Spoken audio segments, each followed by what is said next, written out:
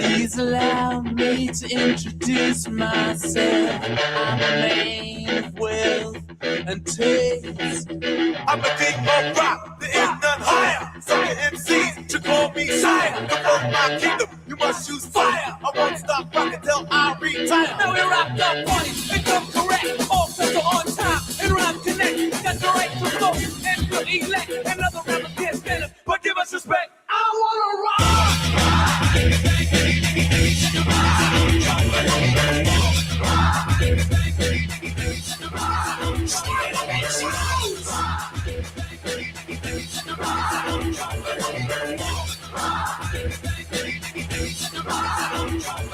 Beginning back in 1955, man didn't know about a rock and roll show. No, that guy. White man had the stomps, white man had the blues. No one knew what they was going to do, but Tchaikovsky had the blues. Oh, let me rock.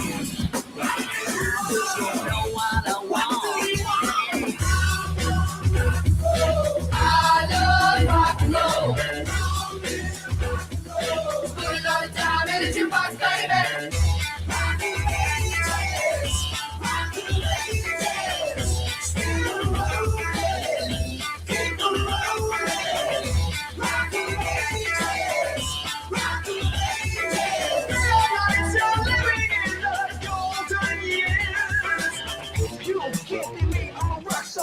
I'm running on the top of my car. On the level of my 4-4 pops, it's almost over now, it's almost over now. And it came to pass, the rock and roll was born.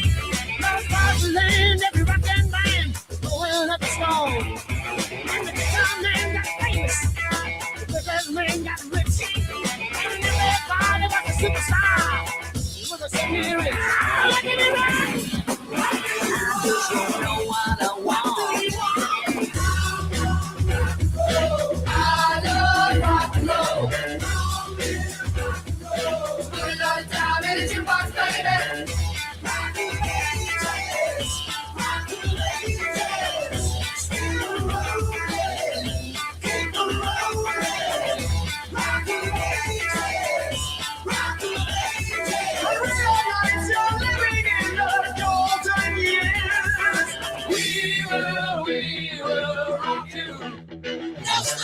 We will rock you.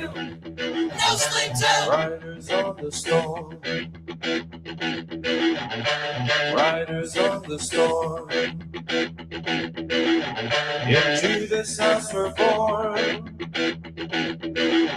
Into this world we're thrown. Like a dog without a bone, an actor out on loan. Riders on the storm. And the music was good and the music was loud.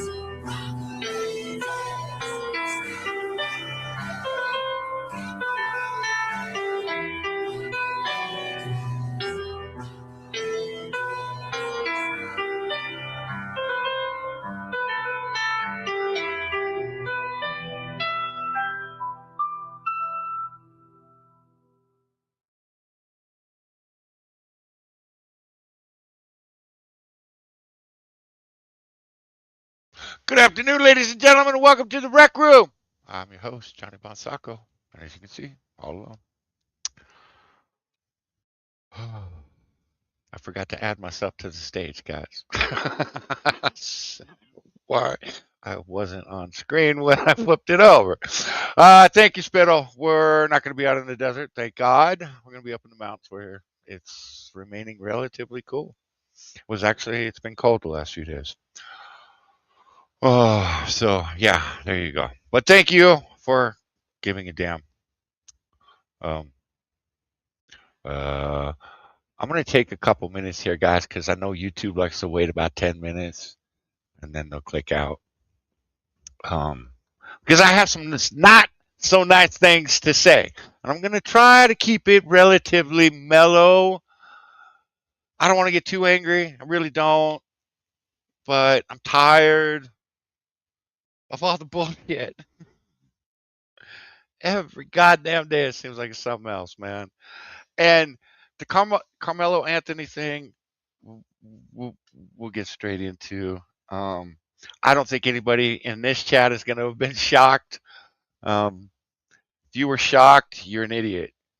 If you're shocked, you have no idea what the fuck was going on. If you're shocked, you're racist.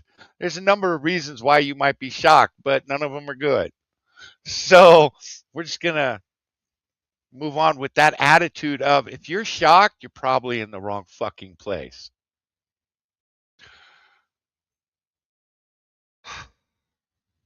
Hi, Duck Dog. Hot Object. Hope I'm streaming early enough for you, man. I have no links out, guys, so I don't expect anyone to join me. Unless someone shows up in the chat wants to, one of the girls wants to join. None of you guys are just as fucked up as I am. Okay, that's not true. Hi, Moonshock. How you doing? Oh, what are you talking about? I streamed yesterday. Yeah, Moonshock joined the last time he joined. He didn't even know why he was joining. Then he was pissed off he joined. And then it was like, well, I didn't fucking invite you. Your wife invited you for me when I told her I wasn't going to send you a link. You dickhead. Ah. Love you, Mooney. Hope you're streaming well. By the way, because I left your stream last night to take Johnny to the urgent care. The little baby man broke his arm again. Same goddamn break. Broke both bones. He's got a buckle fracture. Child does not know how to fall down. It's just that simple. Child does not know how to fall down. Child locks up every joint and then expects his bones not to break when he hits the ground.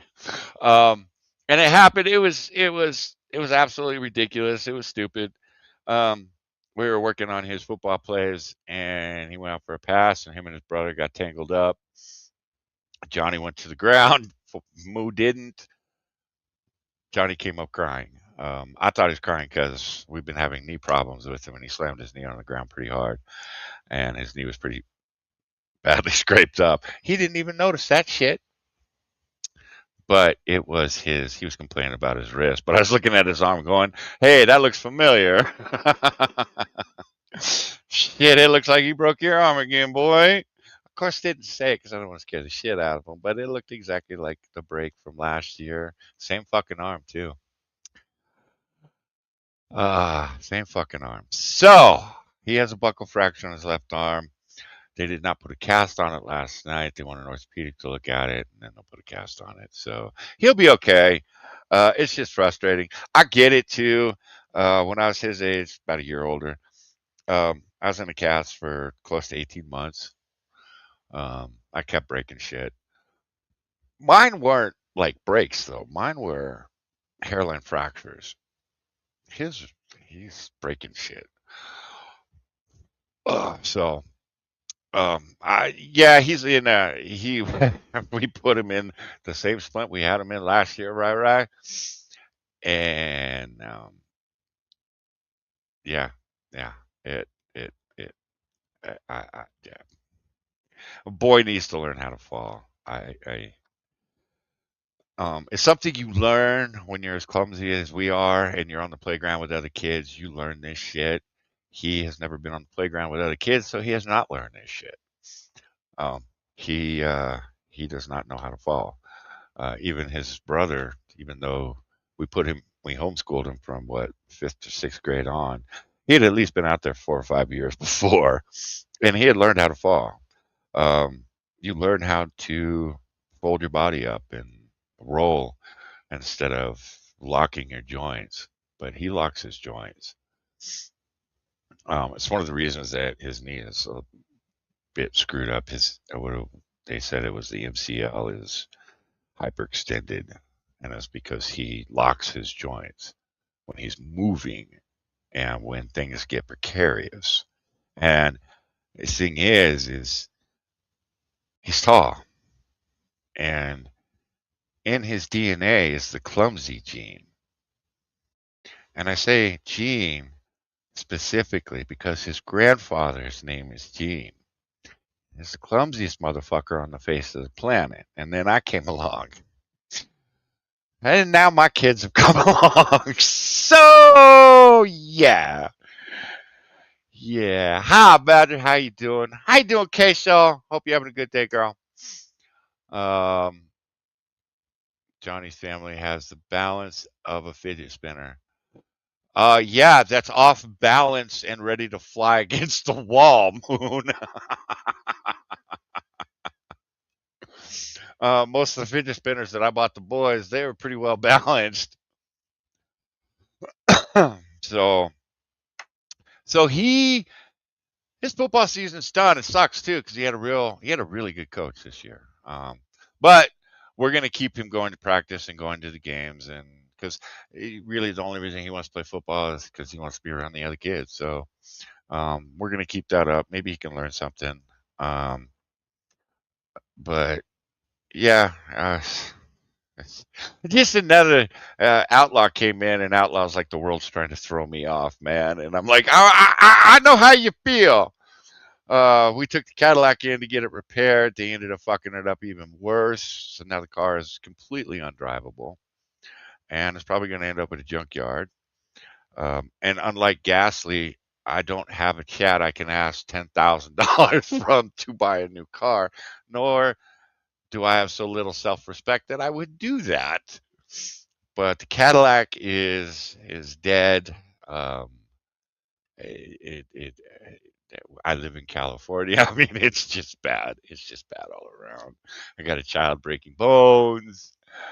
How you doing, Mason? Good to see you, my man. Um, yeah, that's the beauty with Moo and Little Johnny is because they are getting a real education instead of garbage in the public system. Um, they don't have to rely on sports. And to be fair, little Johnny's too clumsy. I told little Johnny if he wants to wait till he's grown a little bit, bones are solidified a little bit, we'll put him in high school and he can play high school football, but not freshman or sophomore year. That's where I watched. Shit, a couple of guys almost ended up paralyzed. My freshman and sophomore football team. So, and my sophomore year, I broke my arm, broke my thumb, broke both pinkies. Broke the other arm, then I broke the other arm again, then I broke the other thumb. It just wasn't good. The beginning of my junior year, I got hit by a Cadillac doing 45 miles an hour while I was in a crosswalk. So I went and talked to my football coach and said, I think I'm done. I'm not sure I'm going to make it out of this shit alive if I'm not careful. And then I ended up getting injured on the job at 23 and fuck anyway, so I should have probably stayed in football. I don't know. But Johnny is, um, see, he's been out of school since late March or middle of April. I want to say middle of April because we did the final test and all that. He's been sleeping ever since. Um, and I think he's going through a growth spurt. They measured him yesterday. Now, when I was his age, 13, I was 5'1" and 180 pounds. I was rounder than I was tall. By the time I was 15, I was 6'3" and 180 pounds. So I grew 13 inches in 1 year. Little Johnny, thankfully, is not doing that because little Johnny is 5'8" right now at 13. So he's 7 inches taller than I was at his age, which I hope to God that doesn't translate into anything major. His grandfather grew 18 inches in 1 year, ended up 6'8". So we shall see. We shall see how this goes the next couple of years with little Johnny. Yeah, he's 13. He just turned 13. He turned 13 in February. So, but he's 5'8". His mother is 5'8". His grandmother was 5'8". So he's, yeah, yeah. Is I always thought he was going to be taller than me. I thought he'd be around his granddad's size because he got his granddad's build too. His granddad, I am far leaner than my dad was. He is not. Little Johnny is. Little Johnny came out to shoot with the bulky bone structure my dad had. Um, what's funny is he is a absolute beanpole. He's all bone, and it doesn't seem to matter how much he eats. He's not putting any weight on. So it's like, do you have a worm or something? Or you start worming you like we do the dogs, you know? Holy fuck. Um, but he has been ahead of the growth curve since, well, not since he was born. He was 6 pounds when he was born. And then, but after that, he was ahead of Moo was ahead of the growth curve. Moo was like 115% ahead of the growth curve when he was a baby. And he carried that all the way until he was a teenager. Johnny was ahead of Moo. So we always thought Johnny's going to be bigger than Moo. And we shall see. We shall see. It's kind of amazing though. She said 5'8", man. It didn't register at first. I was like, those words don't compute in my brain, lady. Stop it. God damn. I'm hoping he doesn't do what his grandfather and I did, which is grow over a foot in a year. Because growing pains were something that my mother on her deathbed talked about. She said, I have bone cancer and I'm in pain that most people do not understand, but you would. And I'm like, what the fuck are you? She said, the growing pains you went through as a teenager, she said, were one of the hardest things as a mother I ever had to fucking do. And she said, there wasn't anything I could do for you. And I was like, well, how the fuck you think I felt going through that shit? So, yeah, let's keep our fingers crossed that he grows at a normal rate. His brother did. His brother grew at a fairly normal rate, so we'll see. Yeah, it'd be like that, man. It does. I'm back. Interwebs tablet. Well, Spittle, you know what? Welcome back. We're glad you're here. Glad you're all here.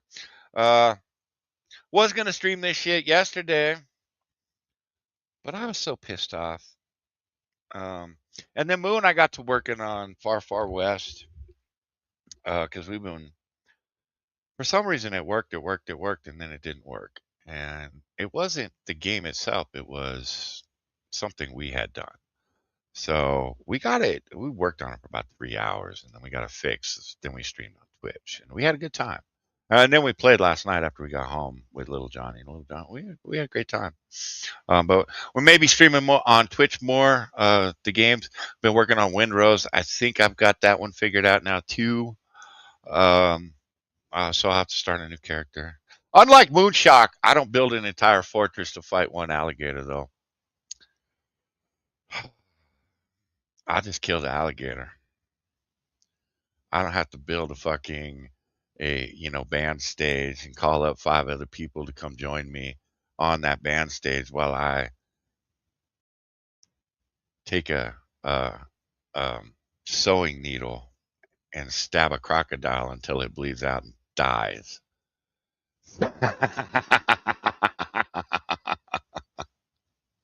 I know, motherfucker. So, you know, Moonshot, I think it was Duck Dog, motherfucker, came over to my stream and said, "This is even more boring than Moonshock's stream." And I was like, "Oh, well, son of a bitch. Let's pull out the ship. Let's go pirating, man. I can't have a more boring stream than Moonshock when we're playing pirates, man. I just can't do it." Ah. It's a fucking sewing needle. I've got the same goddamn sword. And look, it's a good sword. It got me by the first boss. It did. Um, but homie, I have a halberd, man. I saw you doing like 137 points of damage. Today, when I was taking ships, I was doing 1,256 points of damage per swing. So yeah, I'll take my halberd, man. Ugh. They may be too slow. Hey, they're not too slow, homie. Mushak, listen, Mushak. It's 3 swings. Crocodile's dead. That's it. 3 swings, dead. It's dead. And all you got to do is back up. You don't have to do shit. You just got to back up. They do that red blinky thing, then you better fucking lunge away from them. But 3 swings, they're dead. And you're collecting their shit. So, and you fucking asshole. God, you pissed me off one day. Same day, I think it was Duck Dog that was watching that stream. It was the same stream. You threw out a shit ton of fucking crocodile tails. Oh my God. I was pissed.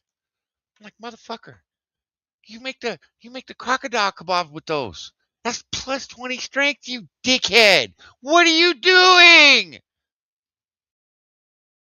Asshole.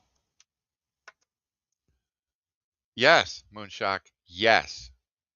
Yes. I like to end things quickly. Homie. Wham bam, thank you, ma'am. Smoking a cigarette, sipping on my whiskey. Just saying. We're talking about Windrose, Mason. That's early access pirate game. Fun game.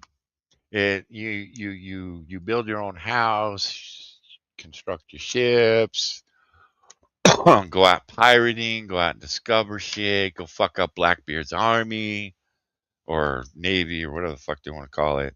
It's fun shit. Early access though, so it's got a couple of issues, but it is fun. Hey Sixer, how you doing, man? Um, it's a great game. $15 I think is what it was. Um, and it's the development team seems to give a damn what the players are saying about it. So, um, it's nice to play a game where the development team actually listens to you. Far Far West is the same thing. Um, we left Helldivers. We were finally done with Helldivers for a while because the development team pretty much flipped the entire player community off. And they don't give a fuck. And I don't remember Helldivers being like that, but it was. They did this one big update and it fucked just about everybody. And everybody, of course, was screaming about it. And of course, the developers were like, what are you going to do about it? Well, I'll tell you what I'm going to do about it. I'm going to go buy 2 new games for half what your game costs. And I'm going to play those games. And I'm going to enjoy myself again playing games that don't fucking piss me off. That's all I want. Are games that don't piss me off. Diablo 4 pissed me off. Watched the wife is playing Diablo 4 now, the expansion. I, I can't. Chaos Cakes is playing it too. I can't. I just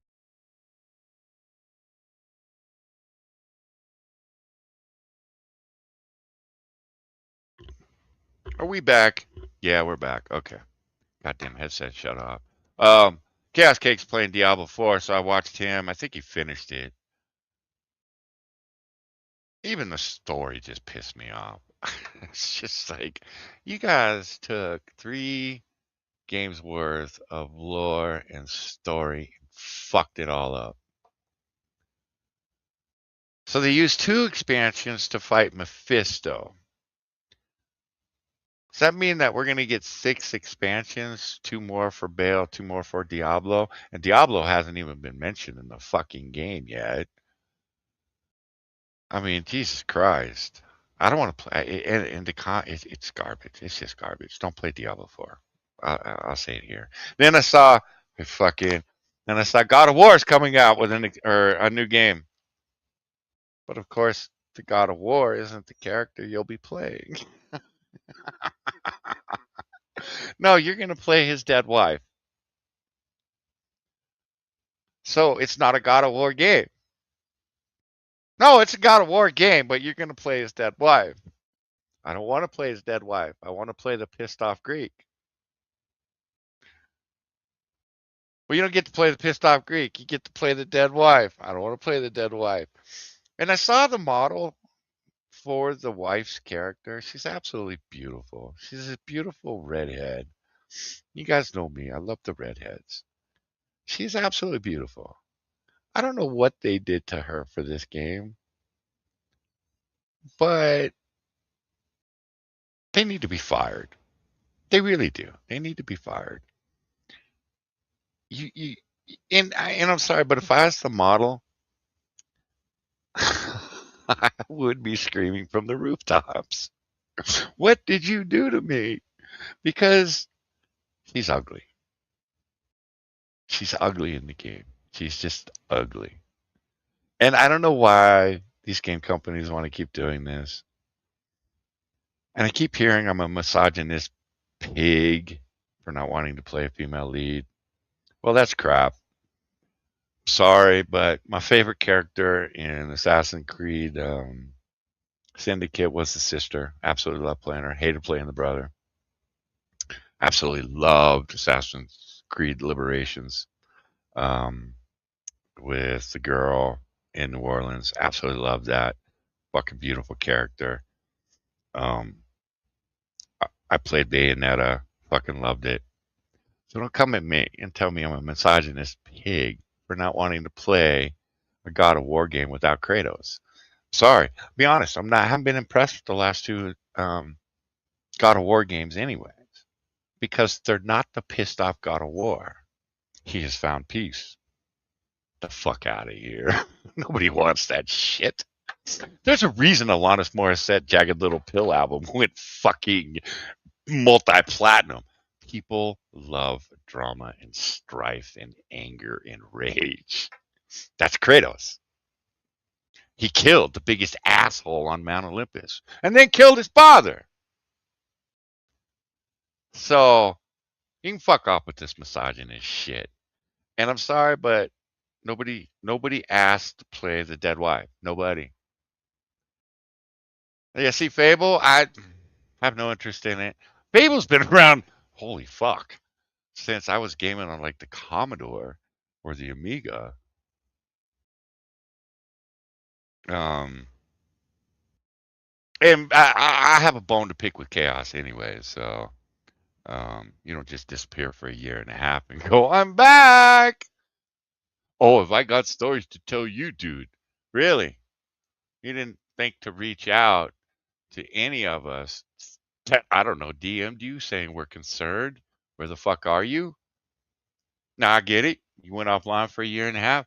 You know, you could have reached out to the people that had reached out because they were concerned about you.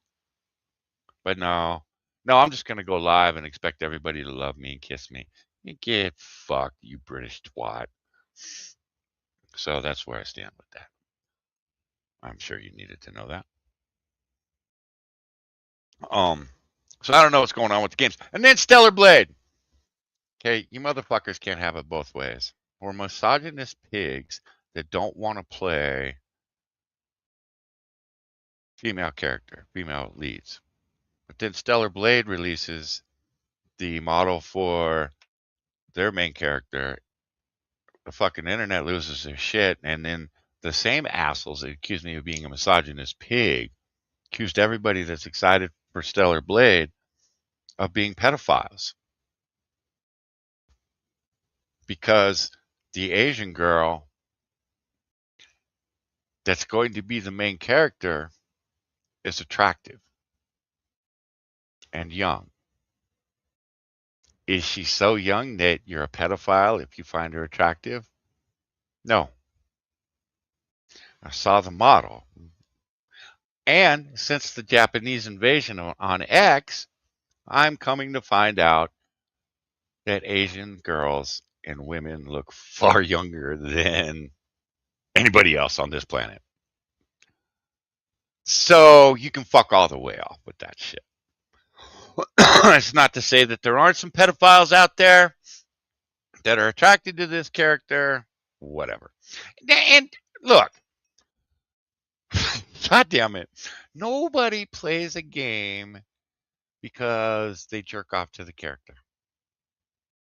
Okay, it okay, maybe some of the Hassan Piker wannabe supporters do. I don't know, but for the most part, if it's a shit character and a shit game, nobody's gonna play it anyways, regardless of how attractive the character is. Are people attracted to this character? Yeah. You know why? Because we just got this ugly bitch from God of War last week. Y'all call us misogynist pigs for saying she's ugly. Well, fuck you. We say this one's attractive, you accuse us of being a pedophile. Get fucked, man. These motherfuckers need to get out of the gaming industry, man. They really, really do. And we can't run enough of these woke motherfuckers. And I hate using the word woke on this shit. These are just feminist dyke assholes that do not want a more attractive character in the game. They just don't.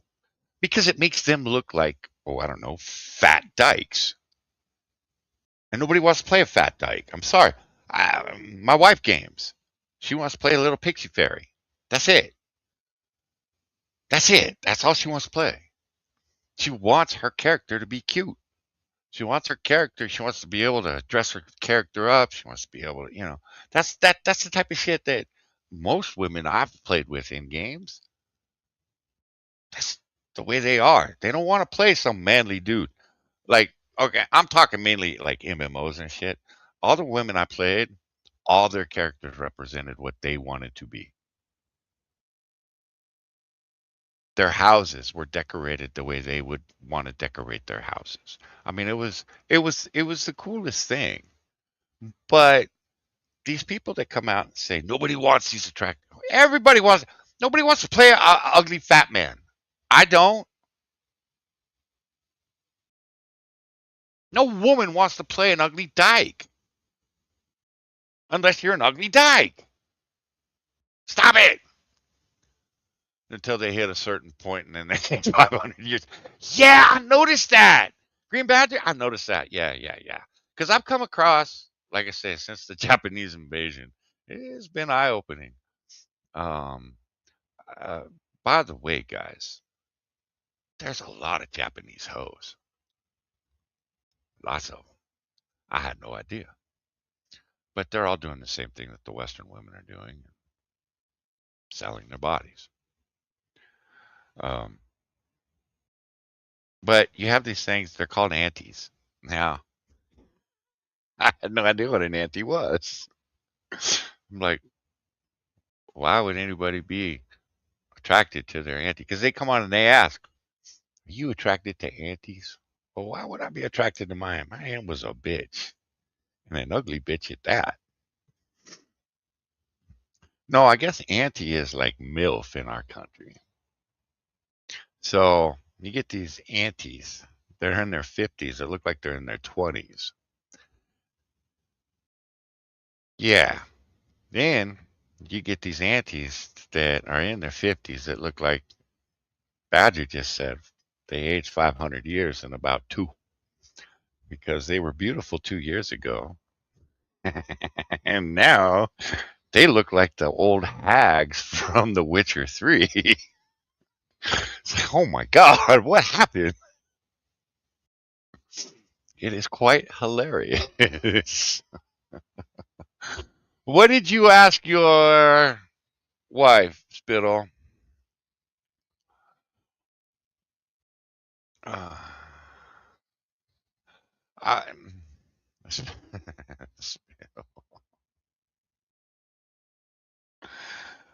um, look, when I play Batman, I don't want a realistic looking person being the model for Batman. I want something that is completely unrealistic, like what I see in the fucking comics. It's the whole point of superheroes. It's the point of video game heroes. They're unrealistic. And yeah, someone did point something out. The difference between men and women. Because since women got into gaming, y'all have really fucked shit up. Okay? Y'all have fucked shit up. And you're infuriating to watch game. You really are. Um, and I'm not talking about the feminist dykes. Well, okay, I am. But some of you women that game, stop. Just stop it. Okay? Someone wrote the difference between men and women in gaming is men want to be the hero. So when you play Batman, you want to be Batman. You play Batman as if you are Batman. And women play Batman and they want Batman to be them. And it makes sense. It makes perfect sense. You look at a little girl playing with her Barbie. That Barbie is that little girl. When we played with, and be honest, we didn't play with dolls back in my day, but the guys that did, when we dressed up as Batman, we were fucking Batman. When we dressed up as firemen, we were fucking firemen. We didn't, the firemen didn't become us. We became the firemen. Women, the characters, they want the characters to conform to who they are. And it makes perfect sense. That's why I can't watch some people, some women game because holy fuck. You're not playing the goddamn character right. Lady's a perfect example. Lady, you know I love you, but you also know how pissed off you got me with Batman. Batman is a pretty simplistic character to play after you've played through all 4 games. And she was still fighting who Batman was in the game. And I figured after 4 games, when you get to Arkham Knight, you're going to know how to play Batman. You're going to become Batman. No, she didn't. She fought that shit. He fought that shit. It was like, why are you using detective vision? That's what Batman would do. Why are you jumping down in front of 5 guys with machine guns? Batman wouldn't do that.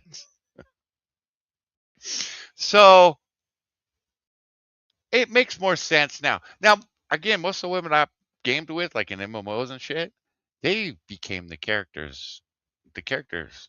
But again, the characters resembled a lot of who they were. But they also, like, when Kessa would play this big hulking warrior, she became that warrior in the game. It wasn't Kessa behind the keyboard playing the warrior. She was the warrior. Look, you pissed her off, she'd just kill you outright.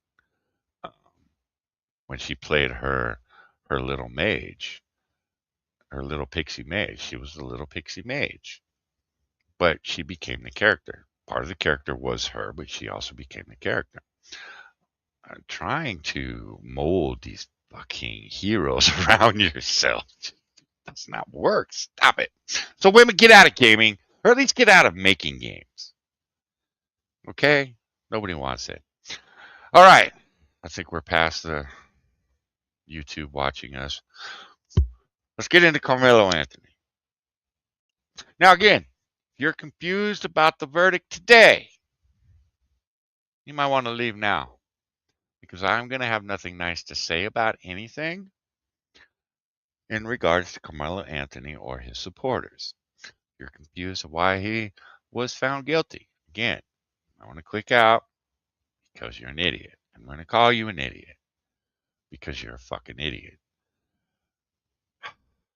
The only people that thought Karmelo Anthony here, oops. Oh, God damn it. StreamYards, you really need to stop fucking with your shit. Now, I was waiting for the event to begin. I was going to have outside the courtroom playing while we were sitting here chit-chatting, but there was nothing going on. Before the verdict, it looked like they might fucking riot. It was insane.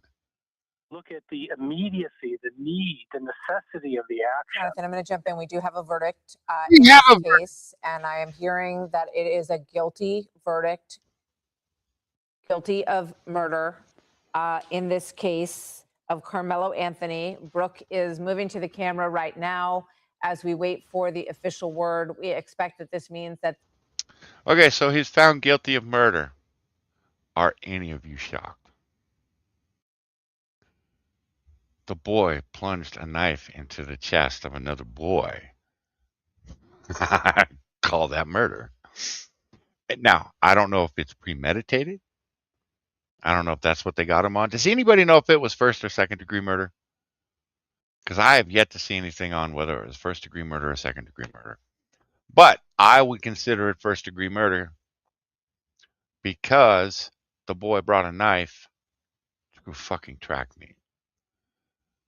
All right? There's absolutely no reason to bring a knife to the fucking track me unless you're expecting problems or you're going to be the fucking problem. Now, I'm sure you can make the argument. I'm not going to listen to it because the boy carried a knife and he used it. That to me tells me he, when he put the knife in his pocket, had planned on using it at some point in the future. I carry a knife every day. You know why? I live in California. I never know when one of these crazy hobos is going to fucking do something stupid. Do I intend to use it? Yes! Absolutely. Absolutely. In self-defense, of course. Was he using it in self-defense? Well, that's what they wanted you to believe. Homie could have just got up and walked away, but he didn't. Plunged the knife into the boy. And anybody that has come out and said he's being railroaded, this is a racist verdict, go fuck yourself. Because I'll tell you what, he got a fair trial, and my understanding, watching this and listening, and I've watched the news reports and all this shit, he got a far more fair trial than any black jury would have given a white kid. Because black juries tend to look at skin color, whereas white juries tend to look at fucking crime. Now, am I saying that there isn't someone racist on the jury? I don't know. I wasn't there during jury selection. Do I understand why they kicked all the black folks off the jury? Yeah, absolutely. I was here when O.J. Simpson was found not guilty. That was some of the dumbest shit I'd ever seen in my life. And of course, 20 years later, the jurors come out and say, well, yeah, we think he was guilty, but this was retribution for Rodney King. Motherfuckers we've been dealing with retribution for Rodney King for 35 fucking years. Enough of this shit. This kid was charged, not because he's black, but because he plunged the knife into another kid's chest and killed him. It's that fucking simple. That's it. Everybody that want to turn this into a race war, go fuck yourselves. Everybody that wanted to say he's being charged for murder because he's black. Bullshit. Got charged for murder because he plunged a knife into a boy's heart. That's it. If you want to make it about race, that says more about you than the system. And all you motherfuckers that were out there saying this is racist, this is an injustice. There'd been a white kid that had been convicted of murdering a black kid after plunging a knife in his chest. Y'all would have celebrated that shit. You all are a bunch of race baiting assholes and racist. You didn't give a fuck about this kid. The only thing you care about is his skin color. Because if this was a white kid that had plunged a knife into another white kid, you wouldn't have been out there threatening to fucking riot. This had been a white kid getting convicted of murder after plunging a knife in a black kid's chest. Y'all have been out there celebrating. Get fucked. The only people that think this is racist and that this is an injustice are the fucking ghetto rats and the fucking Negroes. Not black people, not brown people, not white people. All those people see plunge a knife in a boy's chest, guilty. Go to prison. Don't give a fuck about the skin color. You motherfuckers made this about race. Every single one of you motherfuckers made this about race.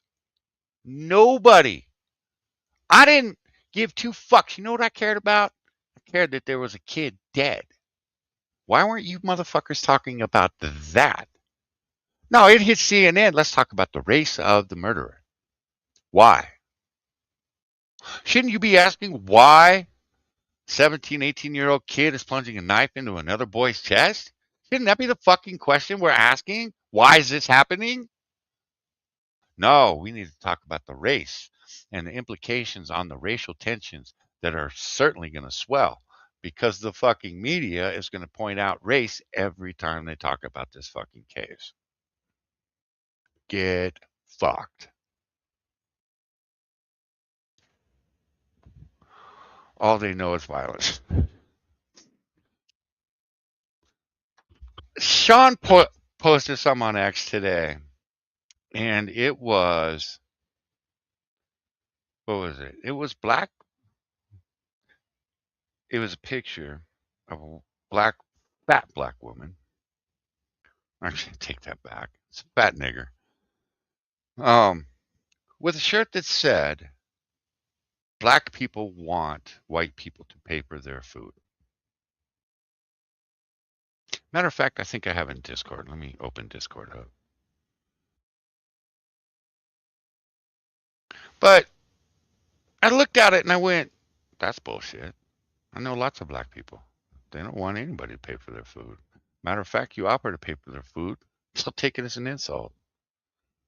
They'll assume you think they can't buy their own food because of their skin color. They'll tell you to get fucked. And even if they couldn't pay for their food, they'll go get the government cheese before they take a fucking dime from you.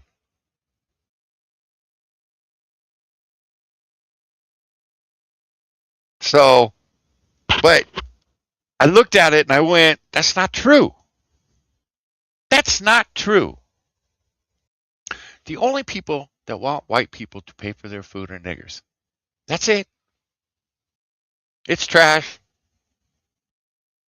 It's ghetto trash that wants you to pay for their food and the food for their 6, 7, 8 kids. That's it. No self-respecting human being wants anybody else to pay for their food. They want to be able to go out and earn it themselves. I don't know a black man on the fucking planet that wants someone else to pay for his food. That's not to say that there aren't people out there, but they ain't black. They're niggers. They ain't brown. They ain't white. They're white trash. They're spigs. These are the motherfuckers that come here and want to leech off the system. Get fucked. I don't know black man with self-respect wants anybody to pay for his food. Nobody. I don't know black woman either that wants someone to pay for their food. It doesn't fucking happen. Now, that's not to say the people that have lost their jobs, fallen on hard times, they don't go and they don't get the help that they need to get themselves back on their feet. I'm not saying that. But I'm saying the people that expect someone else to pay for their fucking food, they're niggers, spics, and white trash. Get fucked. Nobody wants that shit. It's garbage that wants other people to pay for them. It's just garbage human beings. Call them what you want. I don't care. Is it racist? Don't care. Don't care. I don't care anymore. But no self-respecting black man, no self-respecting white man, no self-respecting yellow man. Nobody wants someone else pay for their food. Just you can fuck all the way off. And keep posting this shit. Because eventually it's going to get me kicked off X. Because eventually I'm going to post the only people that want their food paid for are niggers. Because I almost wrote that today. But I did. But I'm sick and tired of this bullshit of no. There is an entire black population that is not being heard, not being seen, because the niggers are the ones that are fucking always in the media's eye. And it's bullshit. You have a lot of black men and women out there that are doing some fantastic fucking work. They're being called every goddamn name in the book. They're being overlooked. They're being shit on. Because the only people that the media wants to cover are the people that are going to scream racist. That's it. But you have a man that is out there teaching young black men and women how to behave like young men and women. Not like young black men and women. No. Like young men and women. Which is what we should all be doing with our kids. I'm not raising Moo and Little Johnny to be good white kids. I'm raising them to be good human beings, to be good people. Fuck all the way off with this black, brown, yellow bullshit. This crap of we're gonna boycott the Asian businesses. Cool. Hey, while you're at it, would you boycott the white and the brown businesses too? You really should only support the black businesses, I feel. And while you're at it, all you assholes that say we're only going to use black inventions, well, good luck with that. I expect you to move out of your apartment today, shut off the power, shut off the internet, put your phone in the garbage can, sell your car, take off your shoes. Because motherfuckers, y'all haven't contributed shit in comparison to what the white man has contributed, to what the yellow man has contributed. The fuck out of my face. Do you want to make this a race thing? Well, fuck, we'll make it a race thing. You will lose. One, you're outnumbered. Two, you piss a lot of people off for a decade or more. We're tired of hearing that we're racist and that, we're judging you by your skin color. No, we're judging you because you're an asshole. That's it. You're an asshole. You want to sit here and tell me Karmelo Anthony is innocent? You're an asshole. And you're a dishonest asshole. You're a lying asshole.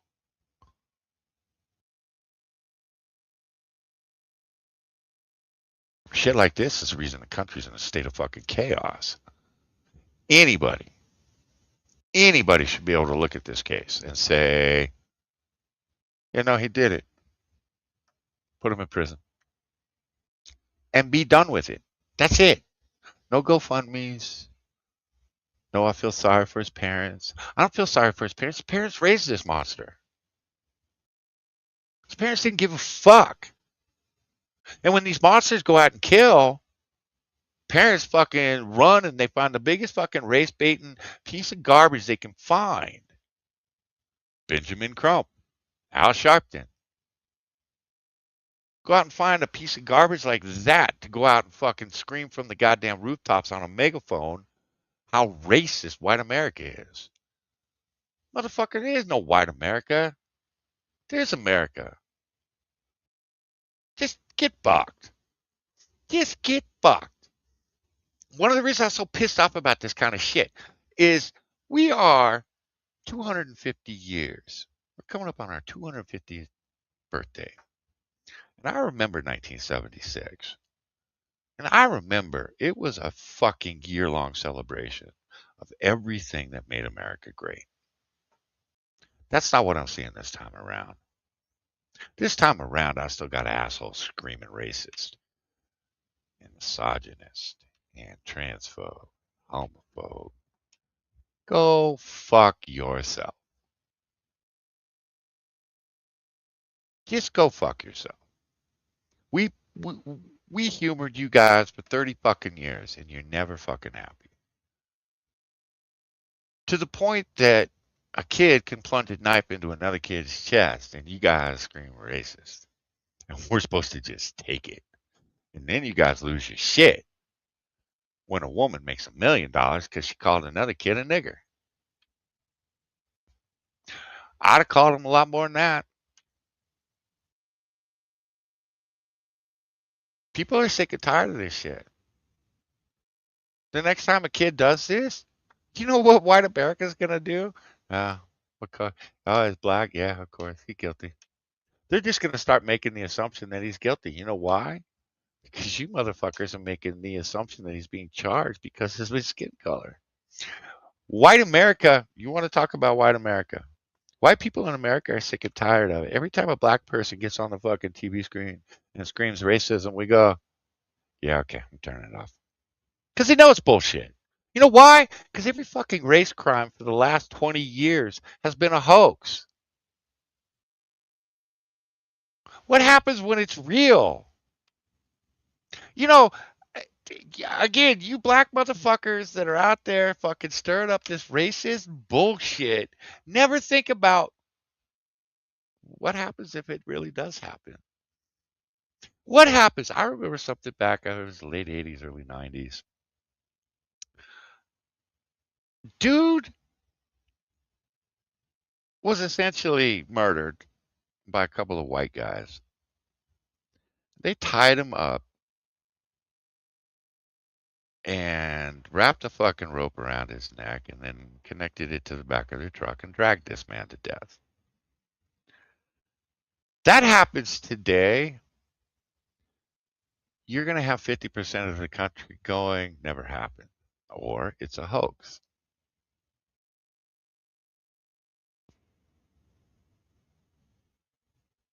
"30 years ago, the country was horrified. Today, 50% of the country is going to turn their TV off and not give two fucks about what happened to that black man. And that's not right. It's not good. We are not in a better place. All the shit I've had to listen to about Karmelo Anthony. It's funny. We were talking Karmelo Anthony this weekend. My wife goes, basketball player? Moo goes, who? She goes, basketball player. He goes, not a basketball player. He's a kid that killed another kid. She goes, no, he's a basketball player. And I looked at Moo and I went, no, there is a Karmelo Anthony basketball player.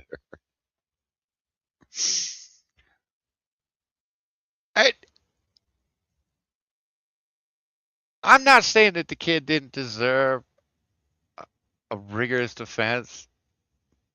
Again, that's what my father made his living doing for 45 fucking years. Yes, the kid deserved a rigorous defense. But coming out and calling anybody that looked at the case and said, nah, man, it's clear-cut murder, calling them racist, you're not doing anybody any favors. Matter of fact, you're fucking your own people. Because it's going to happen. It will happen. You're going to have a couple of racists go out there and murder some poor black man or black woman, and America's not going to give a fuck. Because we've been dealing with 30 years of fucking hoaxes and bullshit. Stop it. This kid deserves to be in prison. I'm with Asmongold. Asmongold today, I'm like, shit, he's going to get banned off Twitch again.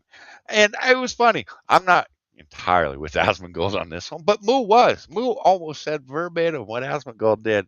Moo hates Asmongold. Never watches the motherfucker, but almost verbatim. Kill him. That's it. Try him, convict him, and then kill him. Be done with it.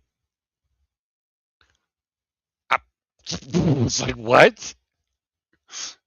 It's an 18, 19-year-old kid. I get that the statistics are against him. Should he ever get out of prison? I get that. He's an 18, 19-year-old kid. We really want to start killing 18, 19-year-old kids? Shouldn't we at least give them a second chance to redeem themselves, regardless of skin color? No, man. People are sick and tired of these violent motherfuckers. Doesn't matter what your skin color is, again. Nobody gives a shit what your skin color is. But they're tired of violence. We had a really nice country there for a while, guys, where shit like this, motherfucker went to prison. That's all that was ever said about it. Kid got killed at track meet. Jury finds him guilty. He's going to prison for life. End of story.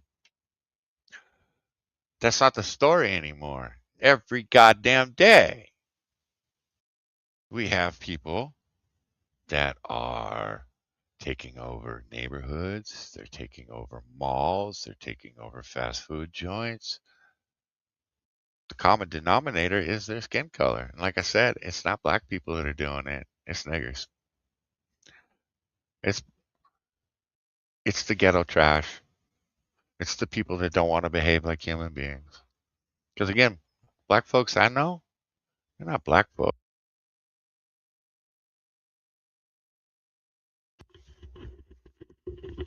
All right, goddamn headset turned off again. They're not black folks. They're just folks. They're just people. They're just good people. You guys are making it into a race thing. You guys are making it into this. Nobody wants to deal with this shit anymore. We're tired. We're done. And if you want to make it a race, fuck you want a race war. I hate to tell you this, but you're outnumbered. Because you have pissed off every other race on the planet. Every other race hates your guts because you've called them racist too. The gay people, you called them faggots. Called them racist faggots. They're going to come after you too. Stop it. This shit needs to stop. Karmelo Anthony plunged the fucking knife into a boy's chest. Why aren't we asking why? That should have been the first fucking question. Next question out of the media's mouth is, why does he need a public defender when $600,000 was collected at the GoFundMe? Now, I don't know a white family in the world that would have gone out and spent 600 grand on a house and a car and not given the money to the defense of their child. I don't know an Asian family or a Mexican family that would have done something like that. Now, when I hear a black family did it, I'm not shocked at all. Johnny, that's racist. No, it's not. No, it's not. Because we've seen it time and time again. It's not to say that a white family wouldn't do it. I'm not saying that at all. But the fact that a black family did it does not shock me at all.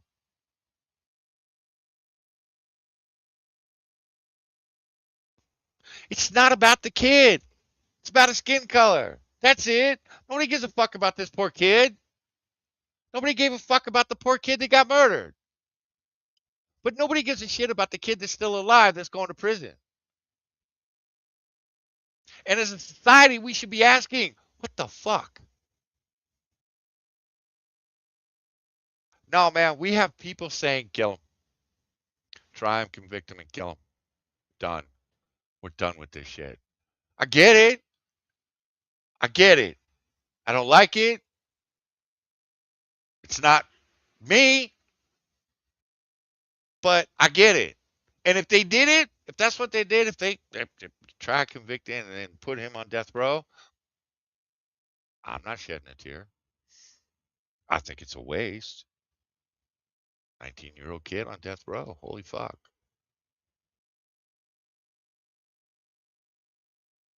But I also get why they're going to put him down, too.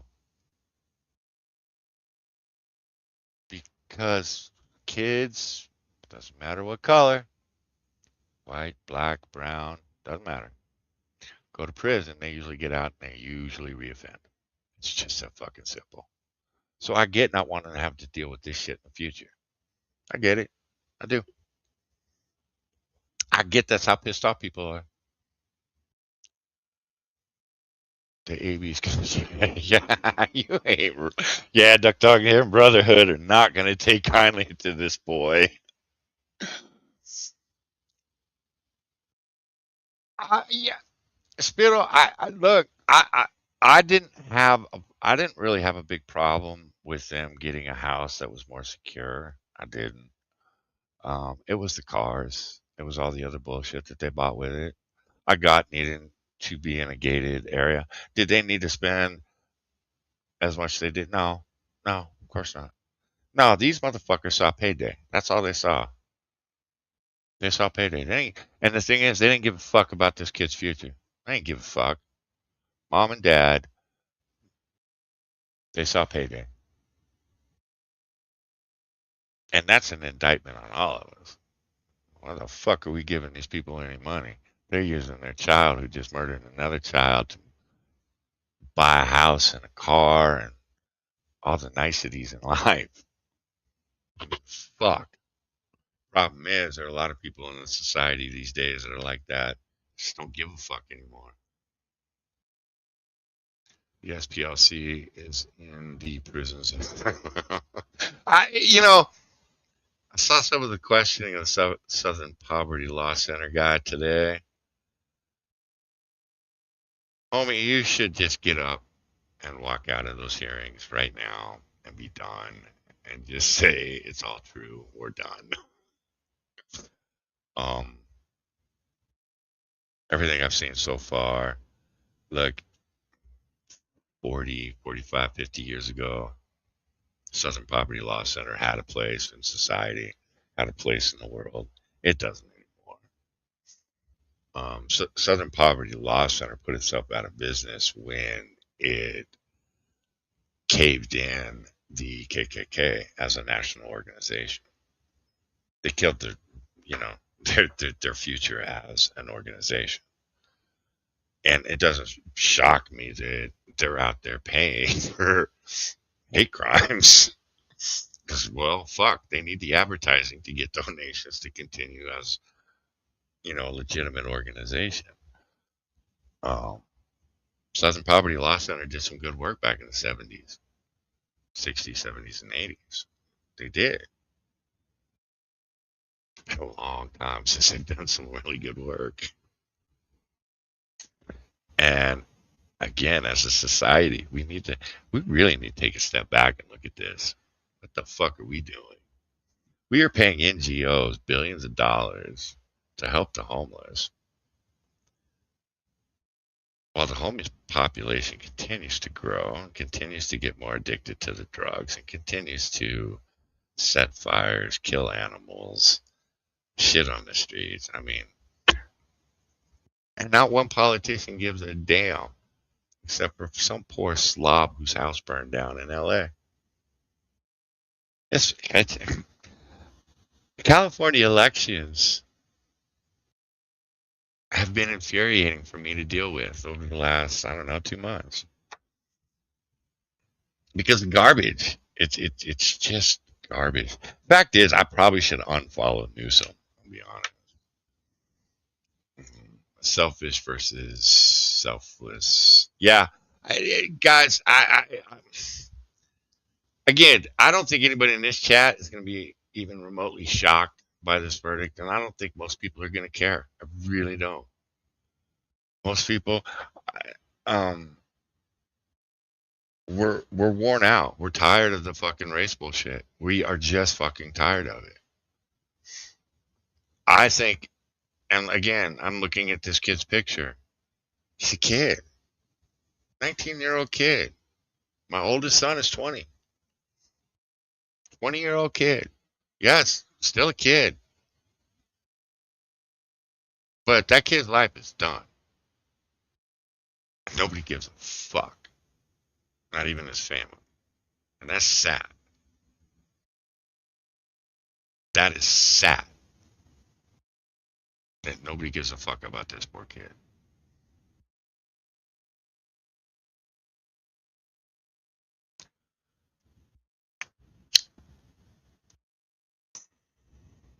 We shouldn't be paying NGOs anything. It's non-governmental organization. Look, I know Sean, this is why I think it's all rigged. Is the NGOs, why the fuck are we giving money to them when they've clearly displayed that giving money to NGOs is just throwing it down a fucking garbage disposal?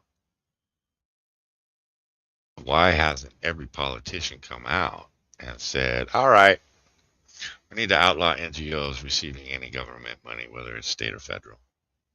Done. Moving on. But they won't do that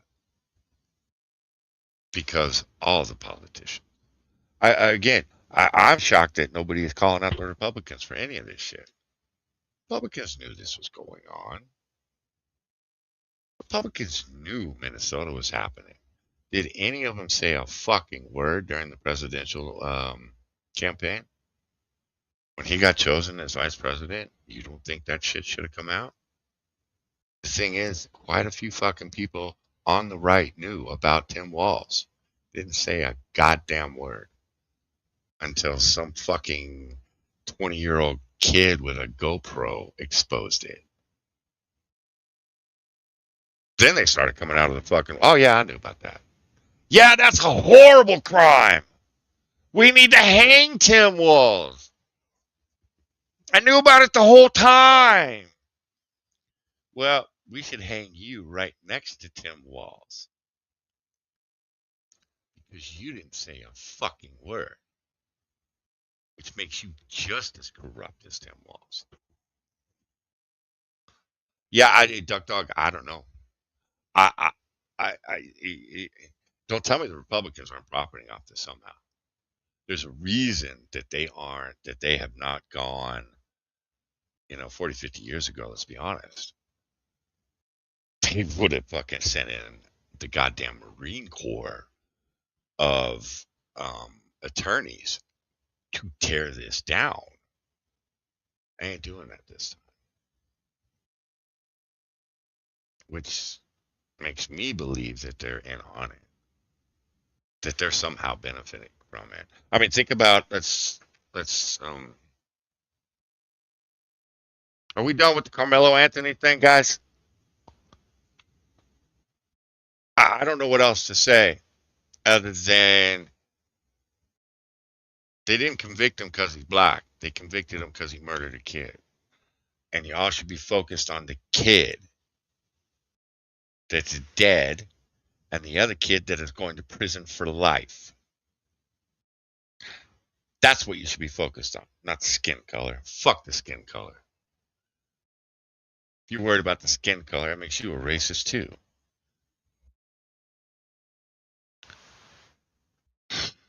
I'm gonna get into that too, Spittle, because I saw that this weekend, and there are so many clues and so many things that scream fraud, scream election. There's absolutely no election integrity in this at all, none. Thing is, again, just like the Minnesota thing, just like the shit that's going on here in California, all the NGO fraud that's going on, the $1 billion they're spending to fucking build a state capitol where the politicians can hide from the voters and the media. Look, it's all fraud. It's all fraud. It's all fucking. It's all dog shit.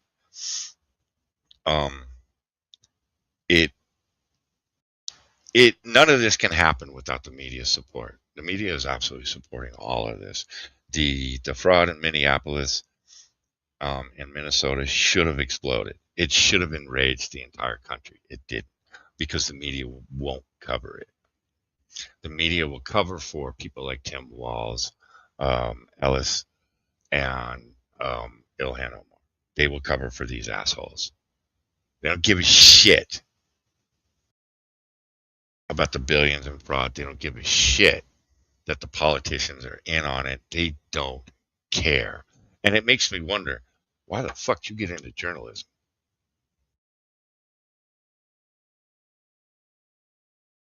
One of the guys, and I'll bring up his shit here in a minute. One of the guys for CNN he is all but deep throating Democrat cock to get people to look away from the LA mayoral race. He is just deep throating the cock, and the thing is, they can't get away. And let's start here. If you can look at the LA mayoral, you know, the race for mayor. If you can look at that and say it's clean, we don't need to investigate that. Now I'm going to question your intelligence and your sanity and your partisanship. And look, everything may come back above board. Cool. I'm down. But you can't tell me that what we're seeing over this last week doesn't look fishy, doesn't look funny, doesn't reek of corruption. Get the fuck out of my face. And you start to point things out like more people in LA voted for mayor than governor, but then more people voted for Secretary of State and state auditor than for the governor. Wait, what? The fuck? Most people don't know what the fucking state auditor even is. The Secretary of State? More people voted for that than for the governor. Really? Huh. Now, something that you may not know that was happening in LA was also they had on the ballot a half-cent sales tax increase. And everybody in LA laughed because they thought, the fuck would we vote for this? Well, they didn't on election night. But as the votes keep coming in, the city of Los Angeles has now voted for a half-cent sales tax increase. You can get the fuck out of my face. All the way out of my face. So, before Rahman, who gave a concession speech on the night of the election because she didn't have a shot in hell winning, and the half-cent sales tax increase were going down in flames, it all of a sudden, everything is hunky-dory. All the elections have been called because, well, they got the results they want. Get the fuck out of here. You're telling me that a city that burned down just over a year ago, okay, one part of it burned down, that is run by absolute maniacs and in insane asylum patients, is going to vote for a half-cent tax increase when for the last 6 to 9 months, the only thing they've done is expose fraud after fraud after fraud. Stolen money after stolen money. There's stolen money. Corruption within corruption in LA. You're telling me they voted to give those people more money? The fuck out of here. Just get the fuck out of here. So, the sales tax increase lost on election night, but it is now won. It has been declared a winner. Just like Rahman was declared the winner. The second they had enough votes for it. You're telling me that all looks above board, that something funny isn't happening. You're telling me you can look at that and say, well, yeah, Johnny, you just got to understand how things work. Will you please enlighten me? because I've watched a lot of assholes for the last 7 days try to enlighten me, the asshole that lives in the state. They've tried to enlighten me from Washington, D.C. and Texas and Arizona and Florida on my fucking state and how the elections work. And it's all been bullshit. Well, how did they rig the election if Hilton won? Really? Has Hilton really won? Because last I saw, he was still sliding. Are they going to steal that one? I don't think they can. LA is a little bit different because it's a far smaller community. But don't fucking tell me that 40,000 votes. I'd have to go look up the vote count. 40,000 votes for Hilton or against Hilton isn't really going to cause a major issue because you have a state of 20 million, 25 million voters. So 40,000 votes ain't going to make a big deal. But in an election where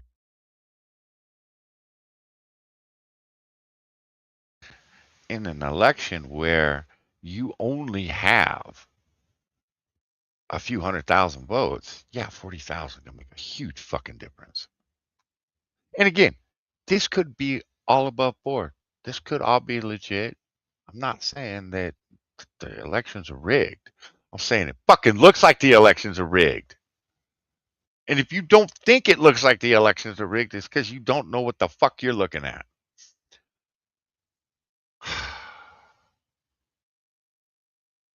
And here's the fucking kicker.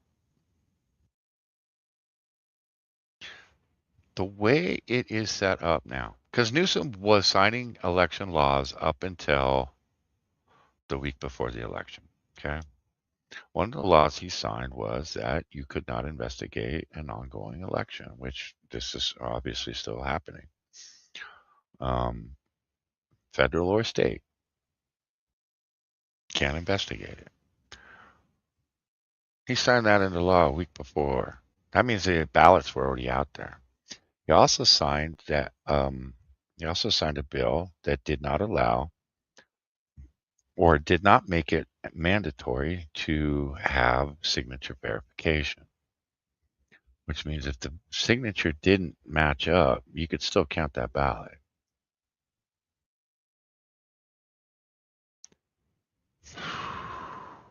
Guys, they have legalized stealing this, is what they've done. And it doesn't matter what we do here in California at this point. Without some kind of help, California's cooked.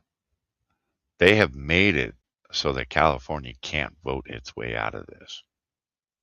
We can't vote our way out of the nightmare that the Democrats have created for us. We can't.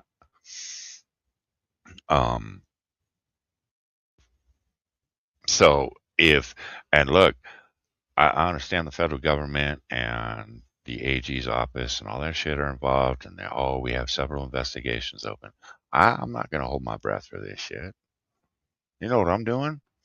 I'm packing up one house, getting ready to sell it because I have a feeling I'm going to be up and moving out of California after the governor's race. Because there's no point in staying in this fucking state. I mean, we are hemorrhaging money because of sales taxes, because of fucking property taxes, because fucking vehicle taxes. You know, I mentioned earlier, the Cadillac is dead, so I have to start looking for a new car. You know how fucking hard it is to find a used car in California? That it doesn't cost $45,000, $50,000. It used to be you just open up the Auto Trader and you start looking for cars. Well, it ain't like that anymore. Used to be you just go down, San Bernardino, and there was a whole fucking 5 miles of car dealers on one block or on one street. And you just start walking. You start walking into each car dealer, see a car you like. It ain't like that anymore. Those car dealers no longer exist.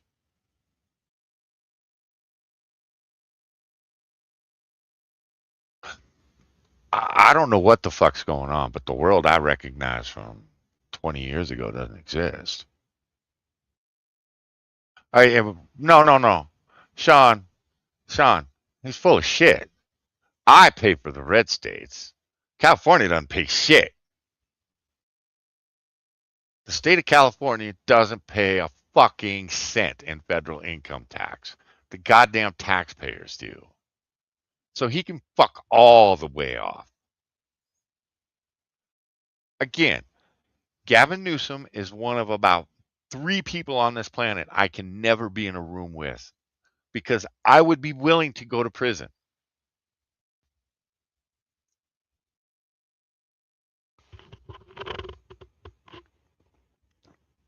Yeah, I know, Spittle. And it brings us to the feds anyways. This all brings us to the feds because everybody's all the SABAC, the SABAC, the SABAC. Everybody is so proud of California because we were able to sign petitions and get voter ID put on the ballot. Great. The fuck's that going to do for us? I mean, seriously. You hand out ID to illegal aliens like they're fucking candy. He's had 450,000 people thrown out of jury duty because they were illegal aliens. They get the jury rolls from the fucking voter rolls. So who gives a fuck if we have voter? Oh, we can verify that illegal voted. Oh, wait, no, we can't because we can't investigate it. We can't investigate whether we have illegal people voting in California state election. Are you fucking kidding me? Jesus Christ. Like I said, California has legalized stealing elections. And if you don't think this isn't coming to a state near you, you're dumber than I think you are. Everybody that is on X has a couple of opinions. One is California voted for it. Really? I'll tell you what, if you can prove it, I'll shut up. I don't think California voted for this shit. I think the politicians set it up. You can't tell me that in the same year Gavin Newsom is recalled that he won that election in November for governor. You can't convince me of that. Just shut the fuck up. A state does not try to recall a man and then vote for him overwhelmingly to become governor. Just shut the fuck up. Okay, so he beat the recall. But the state is not going to go turn around and say overwhelmingly, no, we want him as our governor. Are you starting to see where the insanity is here? I mean, it's fucking stupid. You're not wrong, Jack. Jack, you're not wrong on both counts. Not wrong.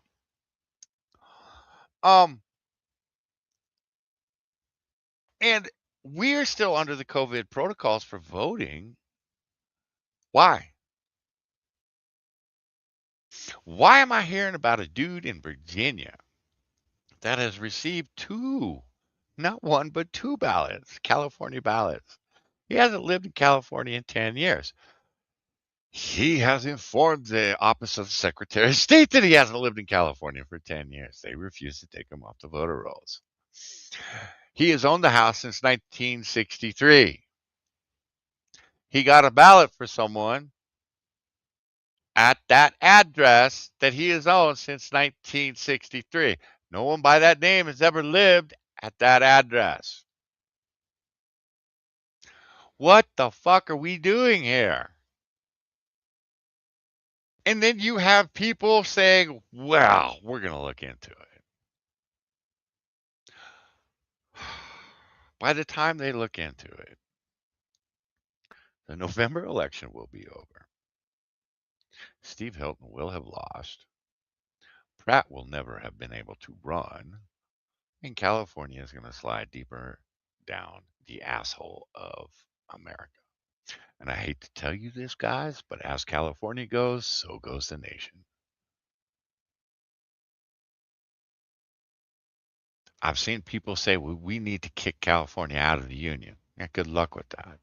You kick California out of the union, guess who's going with us? Oregon, Washington, Colorado.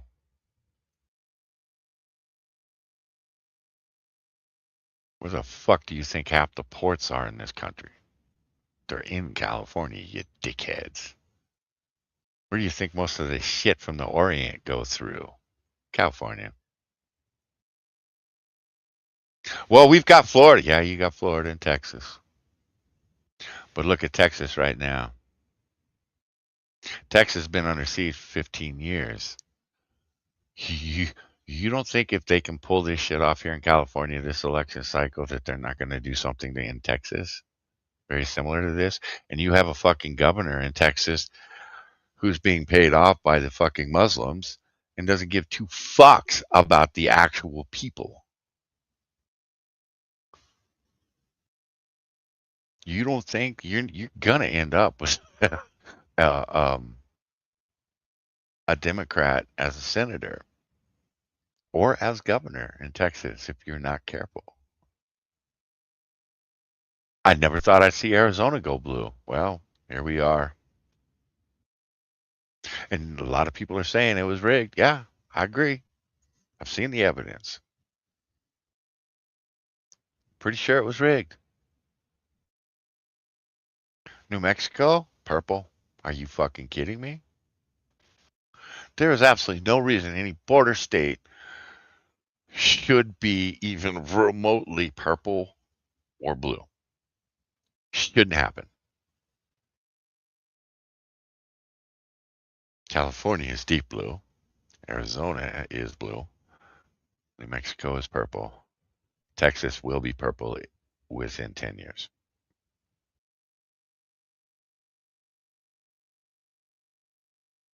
They take Texas. They own the two biggest states in the union, guys. The two most important, too. So you can sit there and you can say, I don't give a fuck about California. Cool. You know what? I don't give a fuck about Tennessee or Louisiana. I don't give a fuck about any of that. I give a fuck about California because it's where I live. Now, if I move to Tennessee, then I give a fuck about Tennessee. But why the fuck would I move to Tennessee? It's just going to happen in Tennessee in 10 to 15 years. That's the whole fucking thing. What's going on here? The thing is, Republicans ain't doing shit to stop it. I have been blown away by how silent the Republican Party is on this. Ted Cruz made some stupid joke yesterday. It was the first time I've seen Ted Cruz cross my timeline when it came to the election here in California. I would think every powerful Republican would be screaming from the rooftops. Because if they can do it here, they're going to do it everywhere. And you know, the Democrats want California exported to every state in the union. If you truly stand against that, why aren't you fucking irate right now? Why aren't you pissed off? Why aren't you demanding investigations into fucking Arizona's rigging, into California's rigging, into fucking Oregon? Oregon! For fuck's sake, they don't even. Oh. Oregon just had to wipe 850,000 people off their voter rolls. They don't allow ID. They don't allow it. They're stealing the country, you fuckheads. Republicans don't give a shit.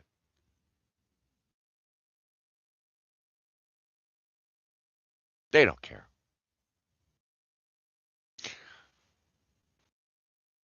So if the Republicans don't care and the Democrats are all for it, where does that fucking leave us? Because I'm, be honest, look, man, I've been saying Civil War is coming for years. It's one of the reasons we started streaming over here on YouTube. Is that's how pissed off I was. Um, do I think it's time to get violent? No. But man, why aren't we marching on Sacramento? Why aren't we marching on DC with pitchforks and torches? Demanding our fucking leaders. Why aren't we taking the building materials for scaffolding for the gallows? Because some motherfuckers need to get hung for this shit.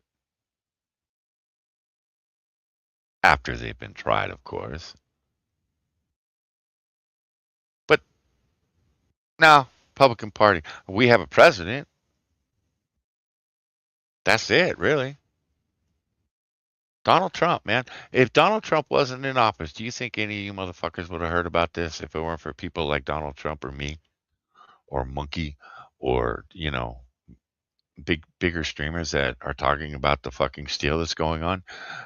Without Donald Trump, nobody'd be talking about this shit. Nobody. I'd be talking about it because I'd be going, fuck, they're stealing the state. They stole it. The state has been stolen. Donald Trump's the reason that we know about all this shit. It's the reason that people are looking into this shit. But if you don't think it's not coming to a state near you, you're fucking stupid. We're not voting our way. No, Badger, we're not. I said that.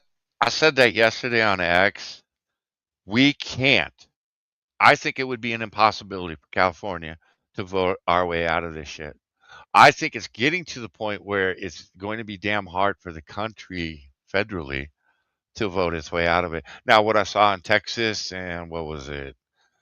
Oh, I forget what the other state was that just primary to the 40-year Republicans. That gave me hope. That really did give me hope. The fact that Cornyn is gone, that gives me hope. Is Paxton much better? Fuck, I don't know. Is he better than Cornyn, though? Yes. But then I look at Maine and I go, it's a competitive race with a guy who abuses women and had a Nazi tattoo on his chest for 20 years. It's competitive. How? You know why? Because Susan Collins is a shithead. Why didn't they primary that bitch?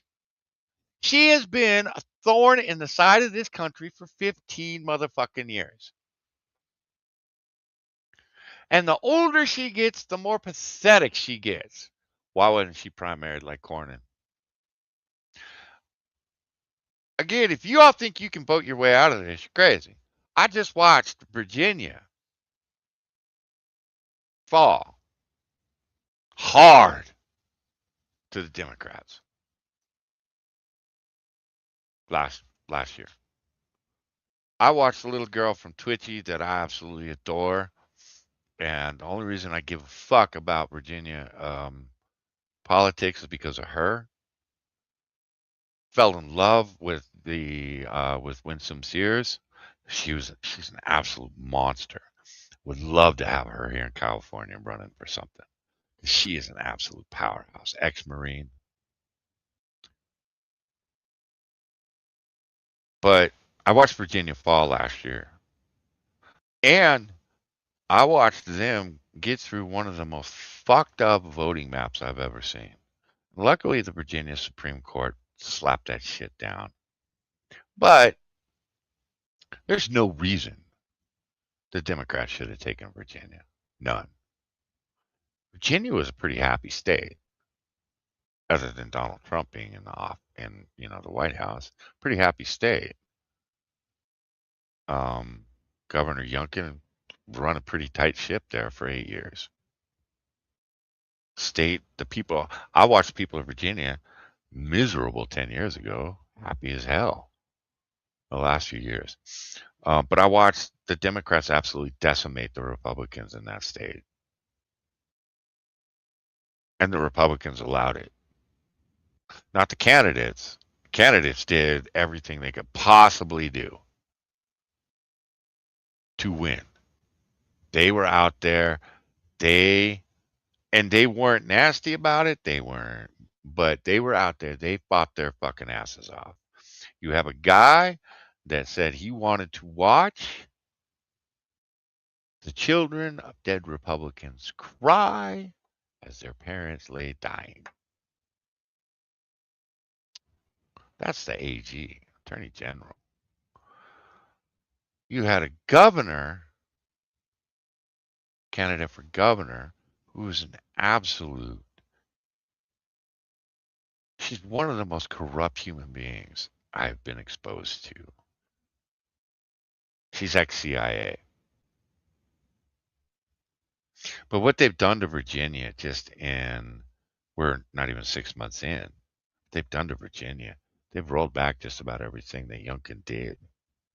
And that state is going to fall hard. It's going to turn into a mini California is what it's going to do. The shit that they're doing, the laws that they're passing, the gun laws, the election laws, the taxes, I would swear to God, Newsom sent the fucking handbook to how the Democrats did it here in California, sent it to that bitch and said, here, just follow step by step. You'll own the state in less than 10 years.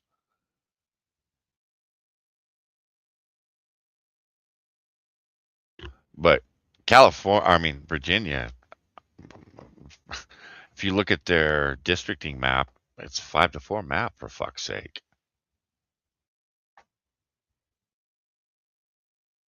But the Republicans damn near allowed that voting map to get changed to 10-1, or actually, so it would be 6-5, 6-5.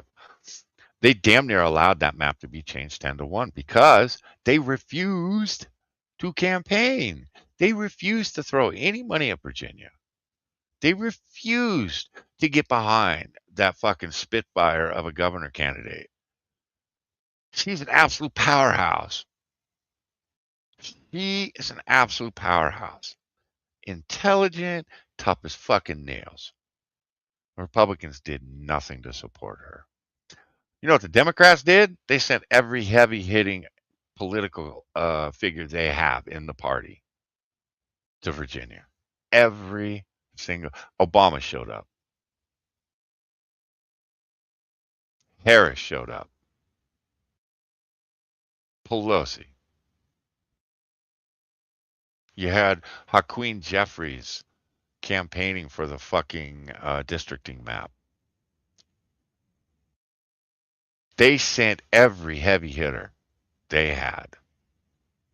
Virginia was lost because the Republicans didn't put fucking an ounce of effort into it.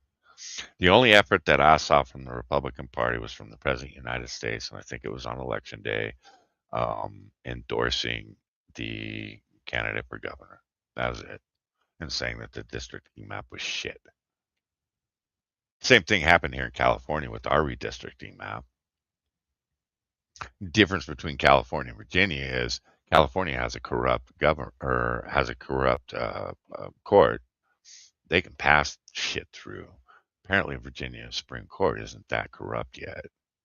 California is. But the redistricting map here in California was absolute garbage. Most people voted against it, but the people that voted for it, they all thought they were voting for a nonpartisan committee to redraw the districting maps, which is the exact opposite of what they fucking voted for. It again, it's fucking mind blowing. But the Republicans did nothing. Didn't do a fucking thing. Didn't send. Obama showed up. Clinton showed up here in California. Yeah, former CIA. Yeah, I know, Sean. Sean, I've seen a couple of CIA agents say California, the playbook in California is how we used to do it. So we're fucked. We can't vote our way out of this. And more states are going to fall. There isn't going to be a state out there. There isn't going to be a blue state that is going to that is suddenly going to turn red. That's not going to happen. You're going to have red states suddenly turn blue. You're going to go, oh, how'd that happen? The Republicans want it to happen, guys. I mean, there's no other fucking way around it. It blows my mind that when everybody's calling all this shit out, nobody looks at the Republicans. It's all Democrats are bad, Democrats are evil. Yeah, you're not wrong. But why the fuck aren't the Republicans there to stop it? California used to be a red state. Other than fucking San Francisco, California was a red state. Now California is ruled by San Diego, LA, San Francisco, and Sacramento. That's it. Doesn't matter how the rest of us vote. Right, Spittle? Doesn't matter how we vote. Yet 40% of the state vote for Donald Trump in 2024, and they still were able to pass that redistricting bullshit. Again, they put the fucking money into it. The California Republican Party is the biggest joke on the face of the fucking planet. Matter of fact, I think they blocked me on X. I should probably go look that up. Because every time they post something, all it is a complaint of how dirty the Democrats are. Right. Okay, what are you going to do about it? What the fuck are you all going to do about it? You never say anything. Look, there are a lot of people, a lot of independents out there. You ain't giving them a reason to vote for you, you dickheads. Look, when we had Steve Garvey running against Adam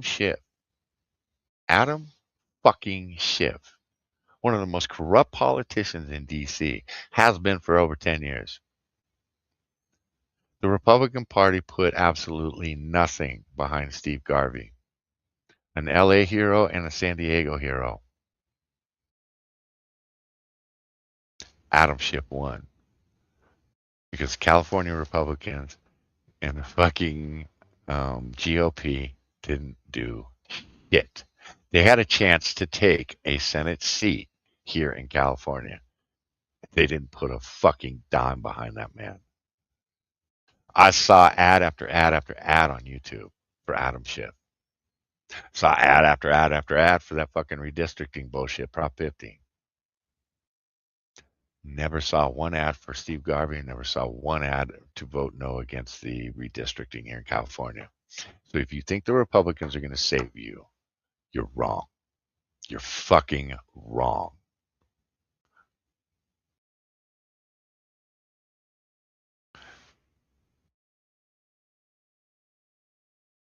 It is absolutely mind-blowing. Nobody wants to call the Republicans out. Finally, the little girl in Virginia, got a little girl. She's in her mid-40s, guys. She's got 2 kids that have left home and gone off to college. But she is absolutely adore this girl. She is a snarky ass bitch too when they come for her. Not a girl I would want to piss off. She just is not a girl I would want to piss off. She'd be a girl I'd go out and have a drink with though, and shoot the shit. Not politics though, because goddamn, they'd be me and her standing on top of the fucking pool table drinking whiskey, going, "Fuck it, we're burning it all down." But I watched her. I watched her campaign from the time I got back on X last year. Campaign to save Virginia. She got no support.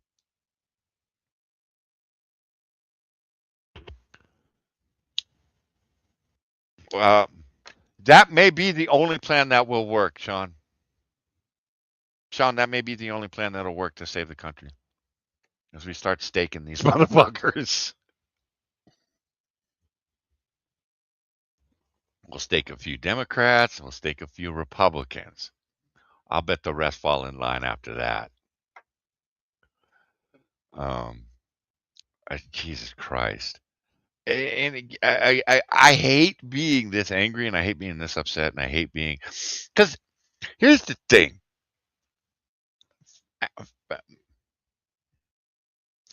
I'm looking at the country that there is no better country. Never has been, never will be. I'm watching the the leadership of this country. Destroy it and allow it to be destroyed. Ted Cruz, one of the guys I would think would be the savior that would step up and be a voice for reason. Nah, man, you didn't give a fuck. You didn't give a fuck. Um, there was a time when I thought Thomas Massey was one of those dudes. And then I watched Thomas Massey's fucking Trump derangement syndrome absolutely eat him alive. And I watched a couple of people on X block me because I did support Thomas Massey there for a while when he was punching Democrats in the mouth. But when you call him out to punch Republicans in the mouth, he don't want to do that. But he'll call out the President of the United States for the Epstein list. And look, you people don't give two fucks about the Epstein list because if you did, you give a fuck about all those kids that were lost under the Biden administration. You would give a fuck about all the kids that they are. I mean, this is becoming a daily thing here in California. The sex trafficking of minors is absolutely, it's an everyday story. But don't hear word one. Doesn't matter how organized. These people don't give a fuck. If it doesn't tie to the President of the United States, these people don't care. You want to talk to me about the Epstein list while y'all support a cult that allows people to marry 9-year-olds? The fuck out of my face. Y'all support pedophiles, man. It's just this one pissed you off, and you figure you can gain some political strength, some political power. And look, a lot of the girls, coming to find out, weren't little girls when they worked for Epstein. They were 18, 19, 20-year-old girls. The so-called victims, they weren't 13 years old. That's not to say that there weren't some underage girls. There were, guys. And I think, and look, we've been saying it for years, but where the fuck was this outrage back in 2007 and 2008? Where was this outrage when Jeffrey Epstein got the sweetheart deal of a lifetime and went to federal prison that wasn't really a prison, it was a fucking resort. Where the fuck was everybody when that shit was happening? People don't care about Epstein. And look, they should. We should care about the victims. We should care about the kids. They're not kids anymore, they're adults now. But we should care about those people. Nobody does. Nobody gives a fuck. It's all political bullshit. It's all political bullshit. If you cared about pedophiles, you would be screaming for the FBI and the Department of Homeland Security to be crawling through California. Because the LA mayor knows what's going on. She ain't doing shit about it. California governor knows what's going on. He ain't doing shit about it. The city council, it knows.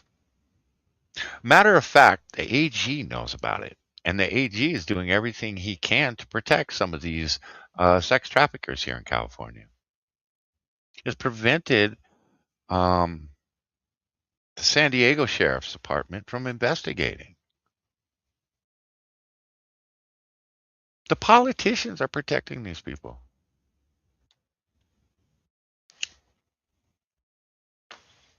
The Epstein list, every time someone says the Epstein list, fuck off. I don't hear it. Don't. Y'all had 20 fucking years to be upset about it. And I'm sorry, but Donald Trump has released far more than the 3 presidents before him.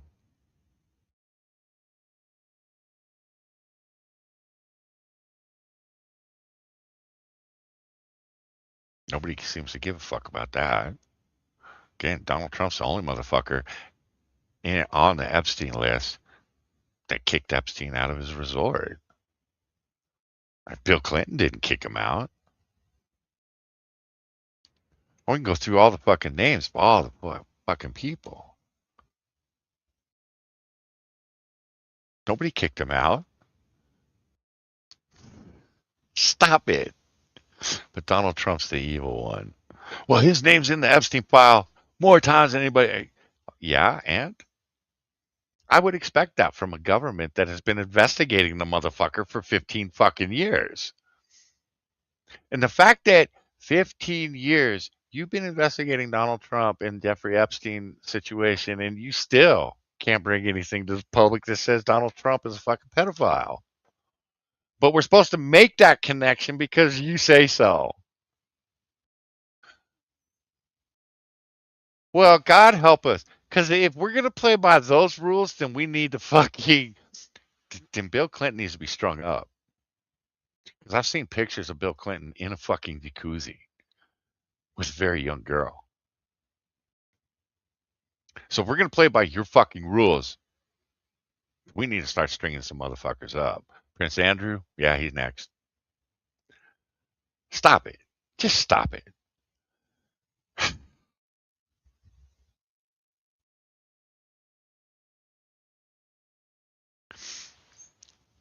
I don't know what we do from here, guys. I really don't. I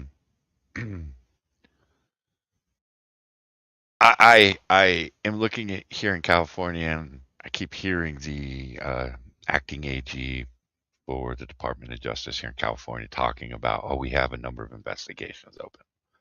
Cool.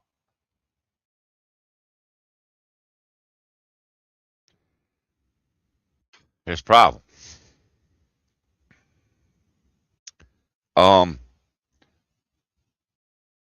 Most, if not all, the ballots that were counted for the socialist skank in LA came out of Skid Row. Now, you're willing to overlook the statistical impossibilities, you're an idiot. That in and of itself is the evidence that you keep asking for when you say there's no evidence, or why haven't you brought me evidence? And I keep watching this asshole on CNN say there's no evidence. Asshole, what about the statistics? What about all the statistics that are saying this is impossible? Because you don't have to take a class in statistics to walk through or to be walked through the explanation of this. I have taken a class in statistics 20 years ago. So my recollection, my memory is shaky. But the way that it's being described to me is exactly what I remember from my statistics class. If it is impossible statistically, it's just impossible. Stop it. Stop it. You not, and again, why are we having, more votes for the mayor than for the governor? Governor's race, fucking massive here in California. And you're telling me that the people that voted for the mayor didn't vote for the California governor? Again, that doesn't make any sense. You're telling me that the state controller got more votes? But stop it. You're telling me that after election night, people voted for the fucking sales tax? Again, stop it. The evidence is there. You fuckers just don't want to deal with it. You just don't want to deal with it. And look, the assholes at CNN, those motherfuckers need to be dragged daily. Because all they're doing is they're choking down the Democrat cock with the talking points and parroting it to the rest of the fucking world. So that the simps out there and the people that don't want to believe that politics is corrupt are going to believe that this is all above board. And I'm sorry. You can't get away with what's happening right now in this country without the fucking media being on board with it. You can't do it. And if you call yourself a journalist, why are you just taking the word of some fucking politician? Why are you taking the word of some asshole that runs, um, that is the manager of the counting facility? Why aren't you digging into the claims of, I got 8 ballots this year? Why aren't you digging into the claims of, it says I voted when I did it? Why aren't you digging into that? Why aren't you out there talking to people that are making these claims? Why aren't you down on Skid Row talking to the fucking hobos that said, "Oh yeah, man, they gave me some fentanyl and I registered to vote under someone else's name, not mine, of course, because that would be illegal." But why aren't you fucking down there doing that? Because you don't want the truth. You want to sell the fucking lie. You might actually have to get up your fucking ass. And I'm sorry, but flying to LA and sitting in a nice air conditioned building while you report to CNN about there is no evidence of fraud, that is not journalism. That is choking down the Democratic cock. Get my headset's really starting to piss me off. Um, but that's what we've got. The fucking media is all on board with there's no fraud. There's no corruption. Well, how the fuck would they know? Every time one of them says it, ask them, how the fuck do you know?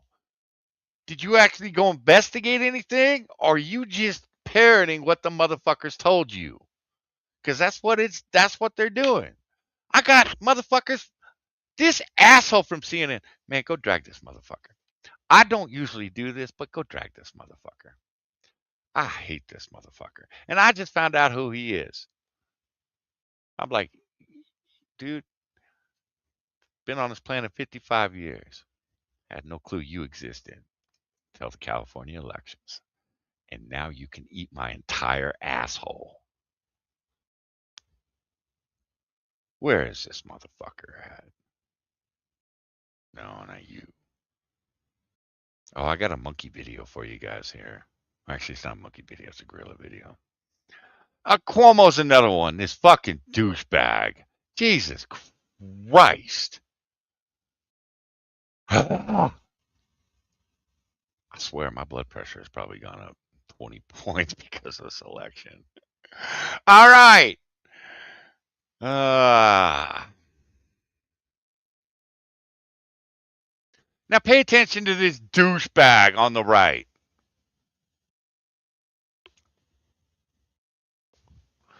How you doing, Daryl? Good to see you, my man. Hope the world is treating you well. I don't see any corruption in this. And I buried my head in, right? It's either in the sand or up someone's ass.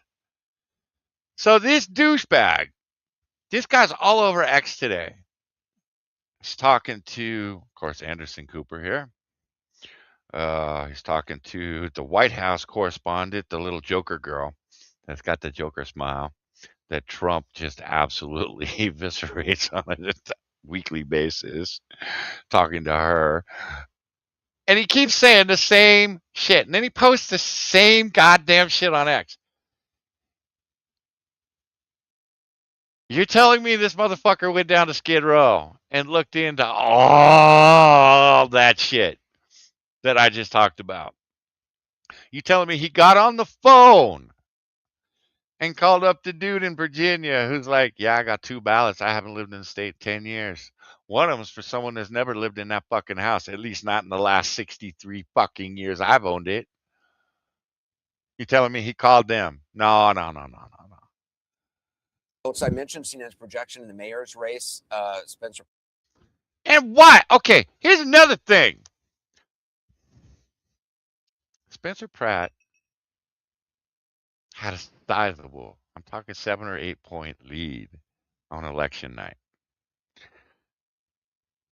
The little Democrat socialist twat even gave a crying, oh fuck, the word fell out of my mouth, speech. But the second he breaks over the line and overtakes Pratt, she is automatically declared the winner. Why didn't they declare him the winner on election night? But the second that he's overtaken, he is declared the loser. She's declared the winner, and we now have a new sales tax in LA. Are you fucking kidding me? Again, how do you not go, there's some funny goings-ons here. Oh, God damn it, Sean, what are you sending me? Pratt not moving forward. How are California officials reacting to President Trump's allegations of a rigged election, and what do the numbers show? Well, the numbers showed, as you just said, that Nithya Raman has really been dominating the late incoming vote. These are mostly votes that were dropped off in ballot drop boxes in the last few days of the campaign. Traditionally in Los Angeles, those have broken very Democratic and very... What the hell you say? Drop boxes, you say. Okay. progressive. We saw that today, and that is why that breaking news is that Nithya Raman is moving on and will face... I just would like to point out this bitch didn't even win her own district that she represents.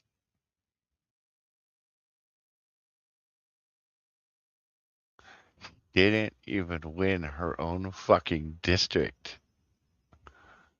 But she's gonna run for mayor, guys. Off against Karen Bass. Spencer Pratt is out.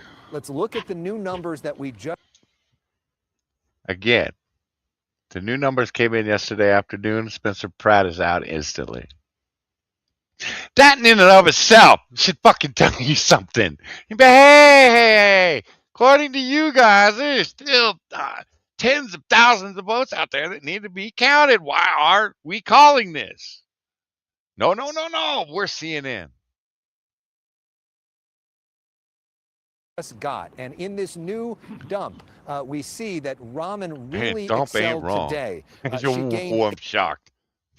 I'll bet that tax, that half-cent sales tax, excel that in that dump too. 18,000 votes on Pratt just today alone. She's now ahead. I hope one of these number gurus goes and looks up the half-cent sales tax and the ramen vote intake and compares that shit, because I'd be willing to bet that sales tax went up with her vote. Sorry, I saw the people in LA, even the fucking progressives, were not going for that half-cent sales tax. Fucking tell me that they turned around and voted for it. Well, tell me they turned around and voted for this bitch that got absolutely annihilated a couple of weeks ago on a debate. 95% of the people watching the debate said that Pratt won that, and the other two got absolutely killed. Stop it. Ahead of him by about 22,000 votes. On election day, she was behind by 40,000 votes. Yesterday, she took the lead. Today, we see her gaining some ground. Okay. That's a 60,000 vote swing.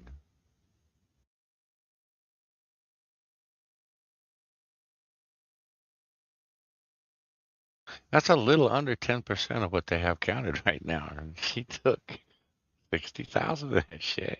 60,000 votes. Swing. I'll bet Karen Bass didn't pick up 60,000 votes. And wouldn't you think the incumbent would be leading the no name that can't even win her own fucking district? Again, where are you saying there's no evidence? The evidence is there in front of you. Now, again, guys, like I said, they may investigate this, find out it's all above board, but you can't tell me that there isn't evidence that says this is crooked.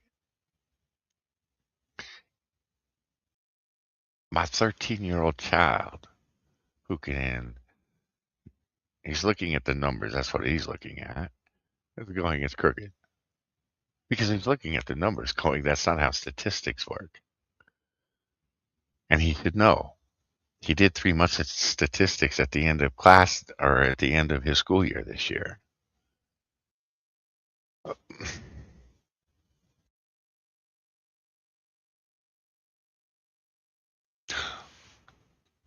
I would think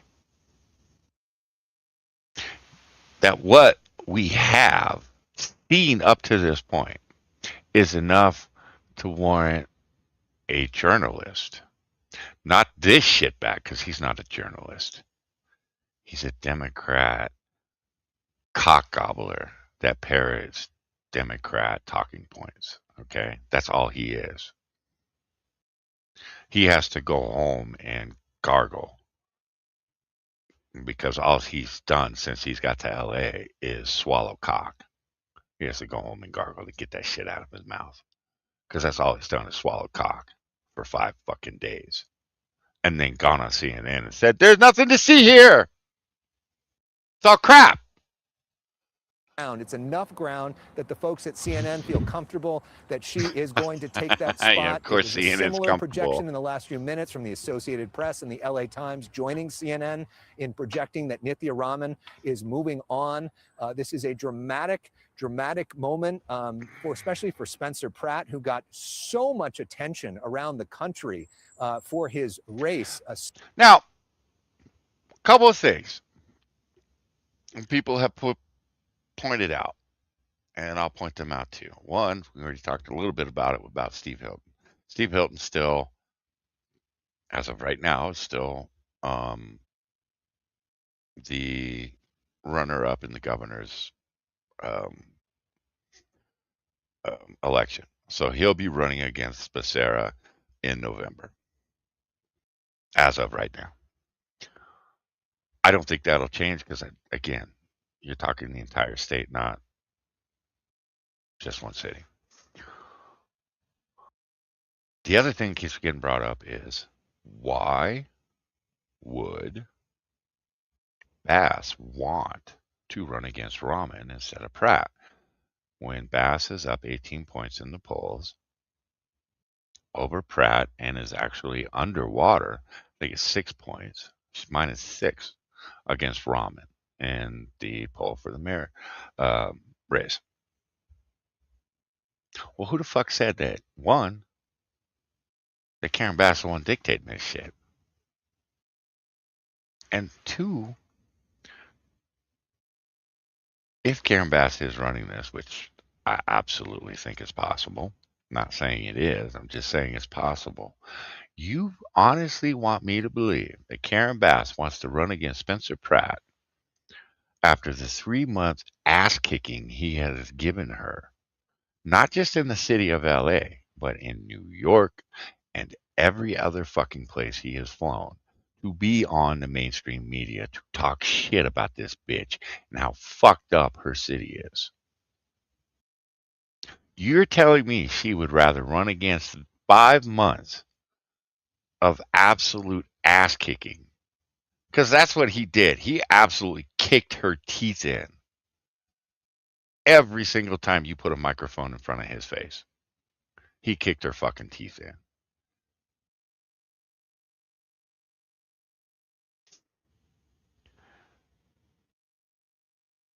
So don't give me this shit. And number 3, let's bring this up too. Are these the same polls that you told me that Kamala Harris was going to be president of the United States?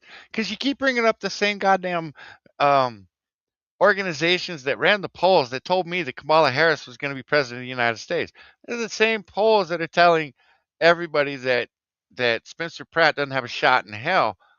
Spencer Pratt got 25.8% in one of the most progressive states or cities in the fucking nation. 25%. You know why? Because people in LA are fucking tired. They're tired of fires. They're tired of pee. They're tired of poop. They're tired of drugs. They're tired of being afraid for their lives. They're tired because people are starting to wake up to the fact we don't have to live like this. The reason we are living like this is because the politicians have deemed it so. And they have constructed a system that they can rig any fucking time they want.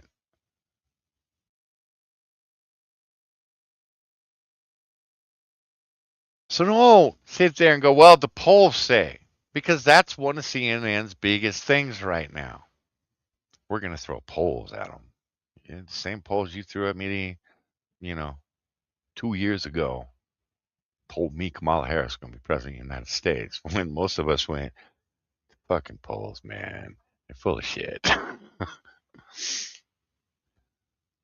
And I'm sorry, but you give LA the option to vote its way out of drug zombies, tents, fires, pee, rats, the bubonic plague. That's a thing in LA, by the way.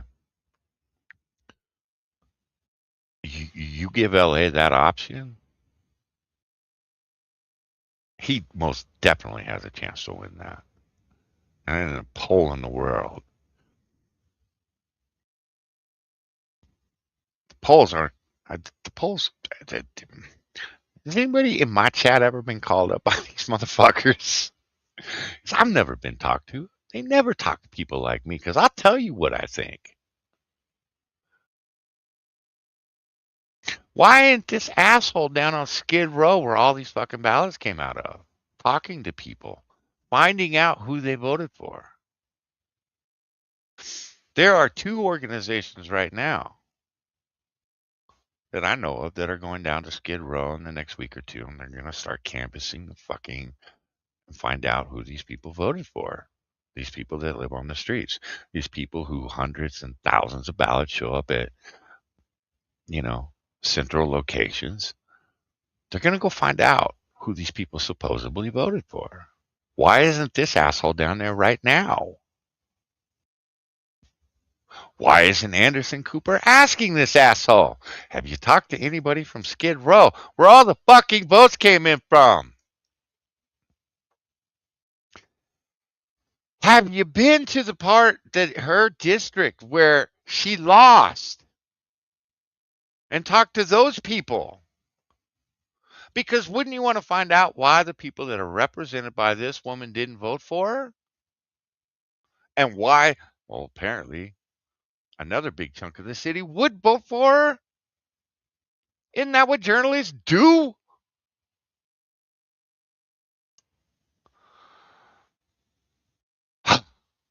especially in the right-wing media ecosystem, and just galvanize that attention. But the question Only ecosystem is on CNN and MSNBC and all these other fucking news stations that are just, man, I swear to God, the California bullshit it is one big echo chamber. You can take one headline and basically just superimpose it on every other fucking headline that we've had here in California because it's the same goddamn headline.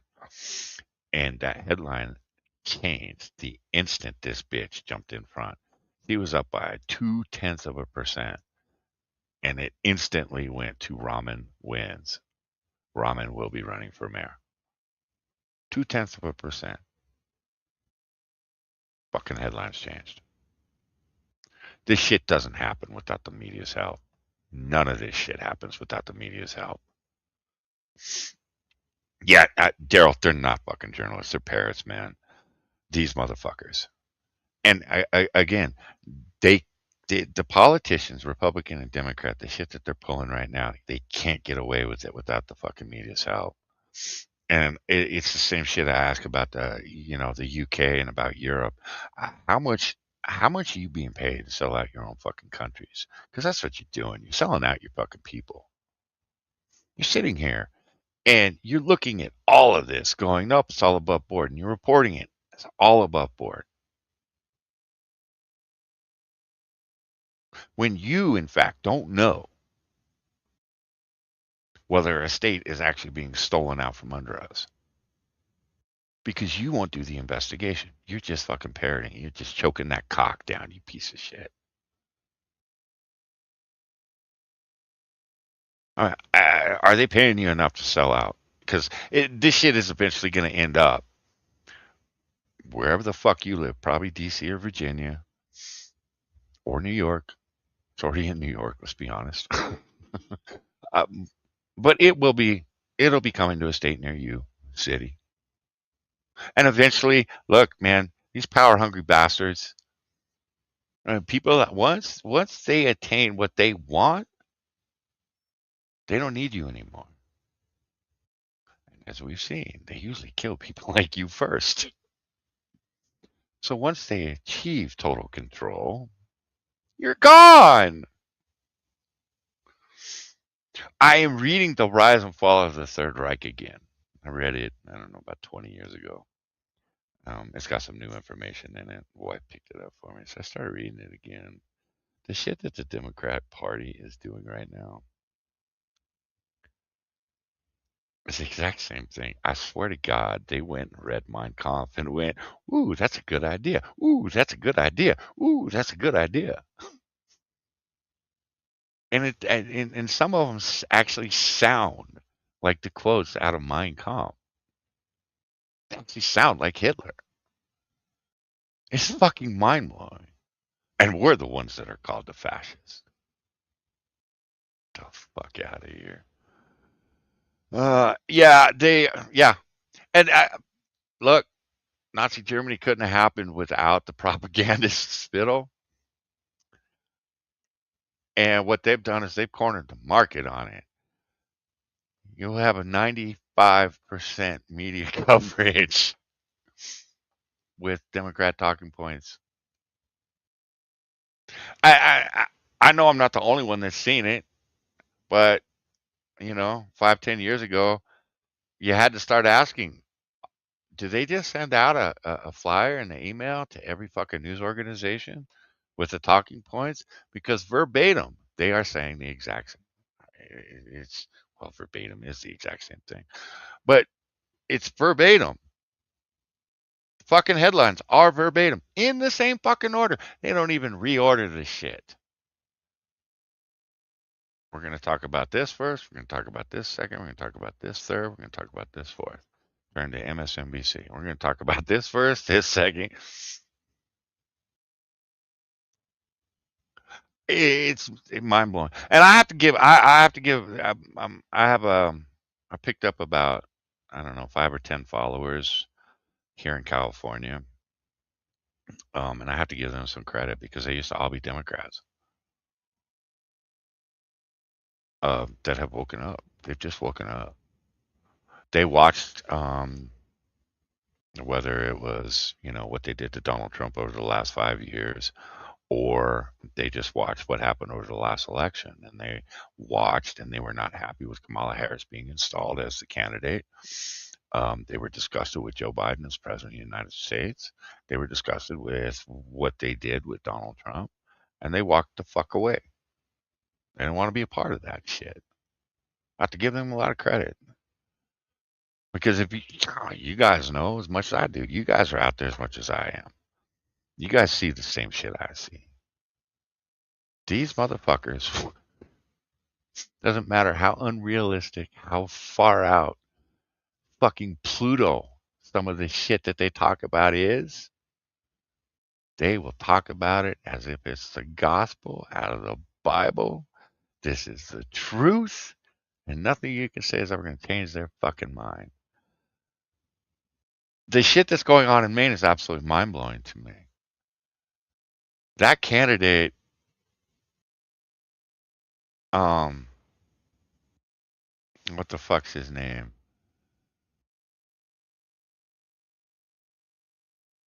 What's his name? Help me out, you assholes.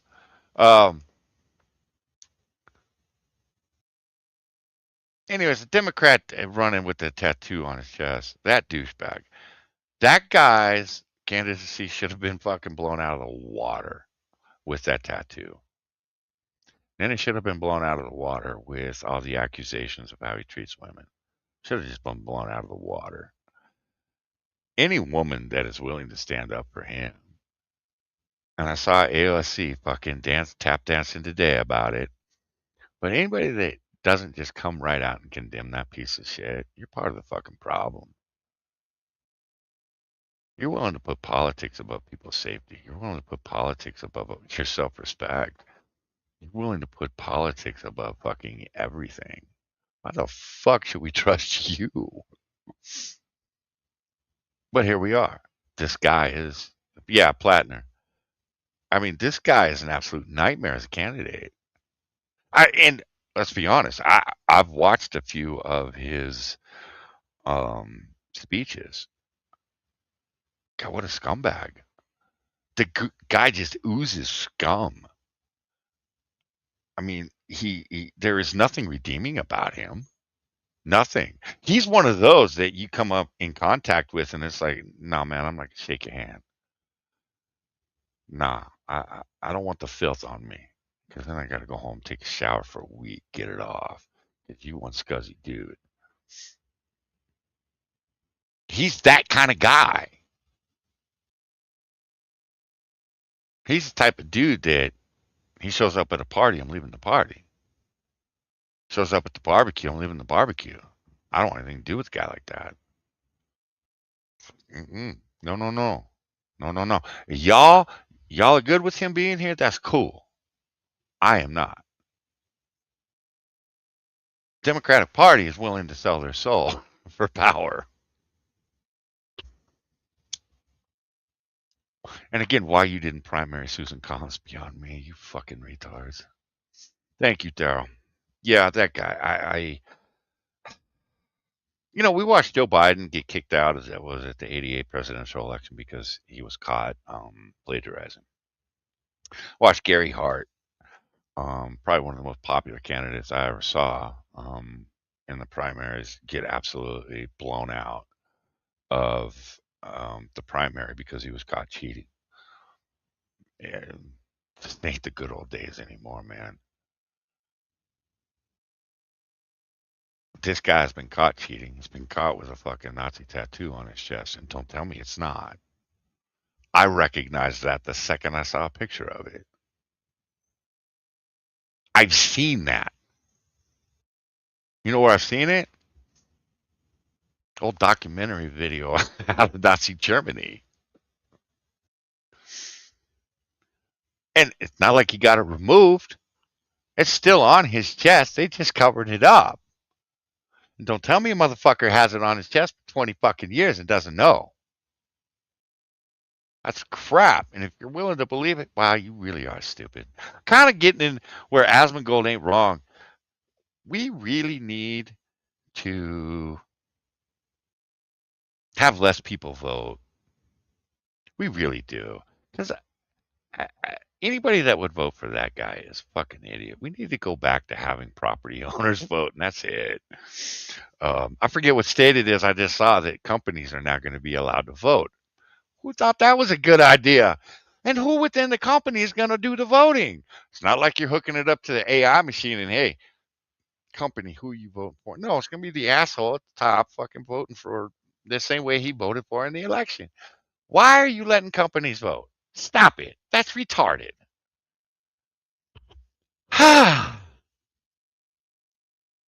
Hey, Roots, how you doing, homie? Roots, I saw you over in AP's a few weeks back. I called you gay. You ignored me. Listen, when I call you gay, I expect some recognition. Other than AP going, no, Roots isn't gay. No, Roots is gay. He said so. I got to get some coffee, guys. Give me a sec. How you doing, my man? You were just as pissed off that night as I was, because it was one of those, I forget what he was talking about, but it was one of those things as parents. We go, yeah, no, man, we ain't down with this shit. This is bullshit.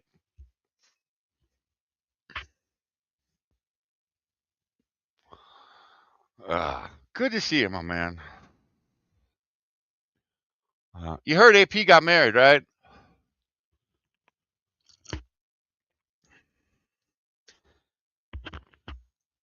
I'm usually asleep during AP.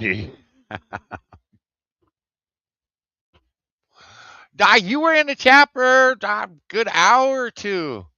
I was kind of surprised because we'll see. You'll like dive in, and then you got to go because you're an adult and you have responsibilities.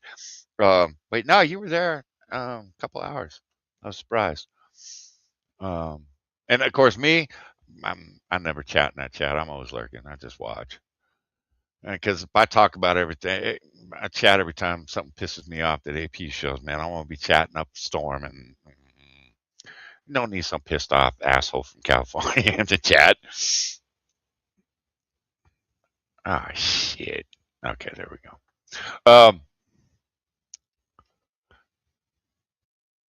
Yeah. He did not come back as happy as I was expecting. I was expecting him to be, yes. Hey, Brad, how you doing? I was expecting him to be like ecstatic. No, he came back in a mood. And it didn't sound like his trip went as well as he would have liked. And I heard a few N words and a few F words being thrown out there.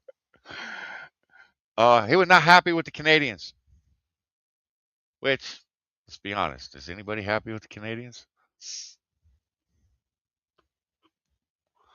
2 ponds, a lake at the edge, Alwood.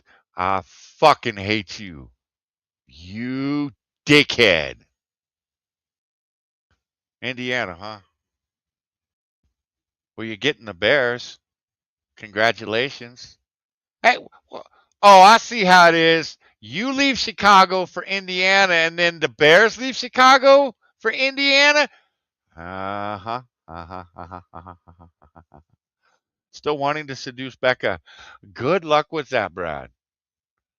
The only place I see Becca anymore is over on Instagram, and I'm on Instagram so infrequently. It's not all that often, but that's the only place I see her. Um, I don't even see her in Discord anymore. Don't see her on X. She just is all but walked away from the internet.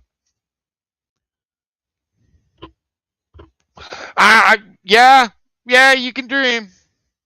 Yeah, but do you really want to dream about a woman that is gonna stiletto your testicles in the kitchen on a tarp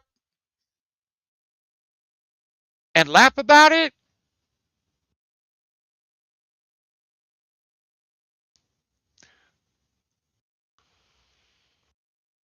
Oh, I can.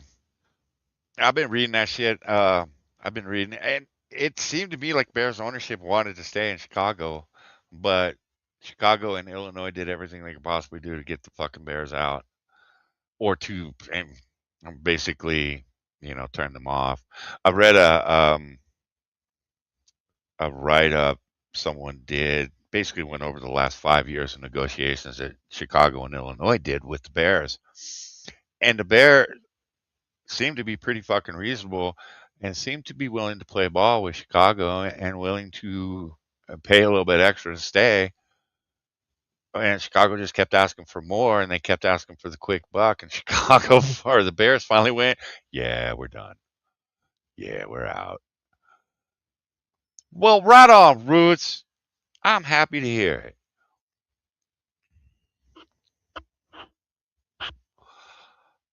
You may not be alone, man. We may be leaving California after this election here in November. Um,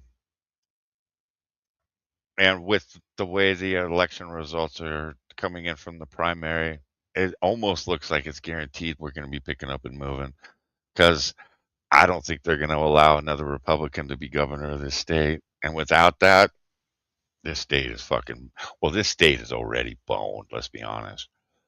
But, it's gotten to the point that if we stay, we risk losing everything. And it's just not worth it. Oh, yeah. Yeah, homie. We've been talking about that for years over here, man. Matter of fact, I played the World Economic Forum's scientist that said, We want them to stop eating red meat. There's a tick with a disease that we can release to the population. It's funny. 2 years later, the ticks start to show up everywhere. So yeah, and again, why isn't that leading the news? Why isn't helicopters flying over farms dropping boxes of ticks? Why isn't that leading the news? Look, it may be some crackpot shit, but you would think that it would be on the news at some point, wouldn't you? You know, there's video of the fucking helicopters doing it. Why isn't that shit here? Why isn't that shit on the news? Why isn't it all over YouTube? Hey, Jesus Christ. Fucking media is just a joke.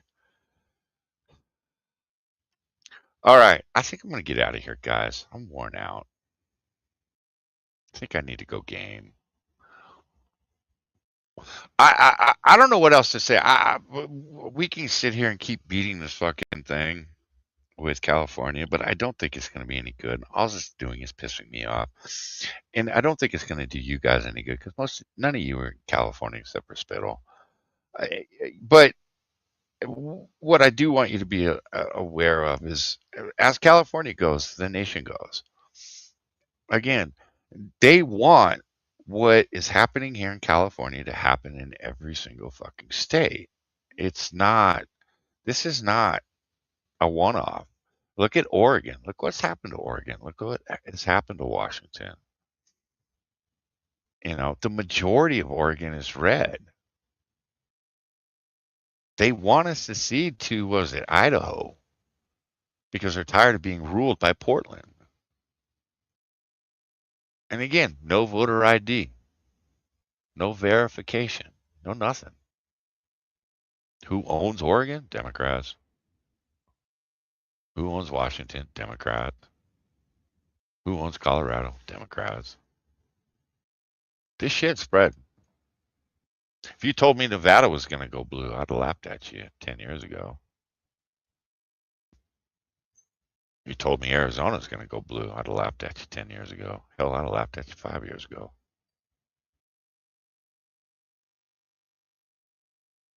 And if you don't think they're not going to take Texas next, you're crazy. Texas is next.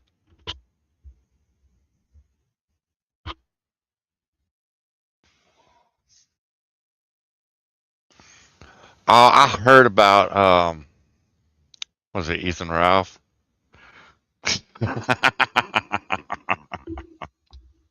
Seen a couple of clips, and it was entertaining to say the least. But I was also exceptionally happy I never came across Ethan Ralph back in the day.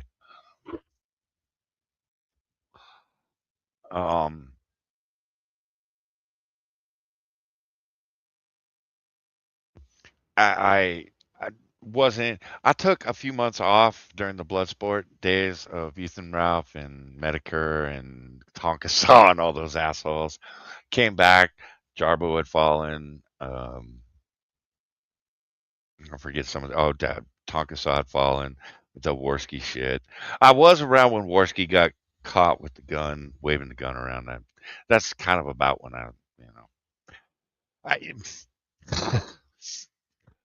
um, it's entertaining when I get it in short bursts from AP. But Ethan Ralph, he's one of those where you look at the guy and it's like, wow, you're not long for this world, man. And you had a platform, you could have done anything, and this is what you did with it. Interesting. Interesting. It's one of the reasons I always give AP a shit ton of credit is AP has done nothing but build his brand since he started, and he's done it well.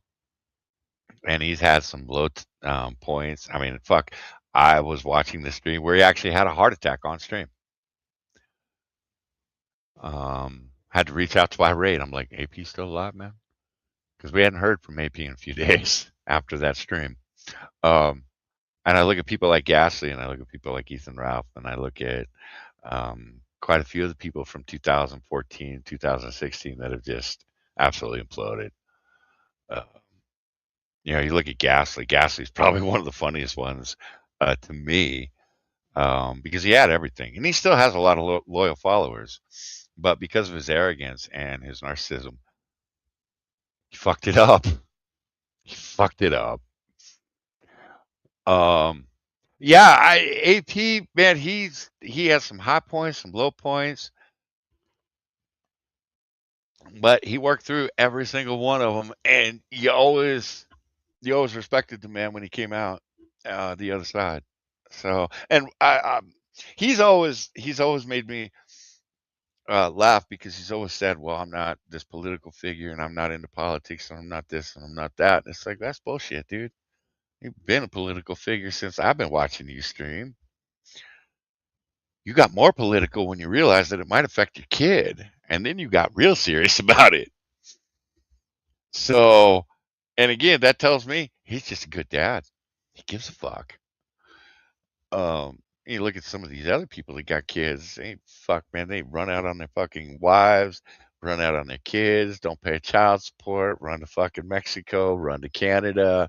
They just don't give a shit. And as a father, that's offensive to me because I look at my kids every day and go, God damn, I'm blessed. These motherfuckers have 5 kids. They fucking running away. What the hell?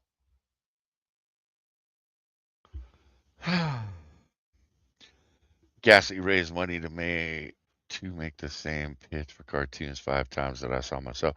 Oh, dude, the Gassy thing is an absolute joke. Because here's the thing: when he left the AAA, okay, we're gonna do a little bit of drama and then we'll get the fuck out of here. Um, the Gassy thing pisses me off because I was on board, man. I wasn't around when AP and Gassy split, so I had no idea that AP was part of the Gulf City crew for a while. Um, but I did know that there had to be some connection because when you're at the blunt stream and you got Gulf City, Gulf City, Gulf City names all up in the chat, well, there's got to be a connection somewhere. I just didn't give a fuck to ask. Come to find out, through Irate Prostate and a couple of other people, yeah, AP and Gassy have split, and it wasn't good. Um, but Gassy, when he left the AAA, he was making good money. Never understood why he left because he and Drunken Uncle used to roll well. Those two bounced off each other very well. But Gassy needs total control, and Drunkle was getting to be friends with Phil, and Gassy couldn't have that. And I watched the split between him and Drunken Uncle, and I thought that's about where I was done with him. I was like, you can't treat Drunken Uncle like shit. He's too nice a guy, and he treated his community like shit. Let's be honest. You sit there and you, for 5 years, push the same goddamn cartoon, and we see nothing. And then what we do see is an absolute joke. And then you tell us, well, after we get this first one out, we'll be able to release something every month. And after you release it, you just disappear. Dude, that's called taking advantage of your office or taking advantage of your audience and thinking they're so stupid that they'll keep throwing money at you regardless of what dog shit you give them. Because I'm sorry, that pilot that he put out was absolute dog shit. It was a joke. I love the Gulf City people. I do. I'm still friends with quite a few of them. I have learned to keep my mouth closed about Gulf City unless I'm over here on my stream. And look, you want to come in and bang heads with me over Gulf City? Well, ask Zach Osborne how that worked out for him. You know, I will listen to you all day long, but in the end, I'm going to think you're an asshole for supporting Gasly over all those other people that he fucked over. And he fucked over a lot of good people. He fucked over a lot of good people. The one that I'm happy he missed was T-Tac. Because if T-Tac had uprooted his entire family and moved to Texas, he'd be absolutely fucked right now. And the fact that we haven't seen T-Tac in 2 months or 2 years breaks my heart. But at least I know he didn't uproot his entire family and move them to Texas to get fucked over by Gasly. Yeah, they are. You have some that drink too much of the Kool-Aid.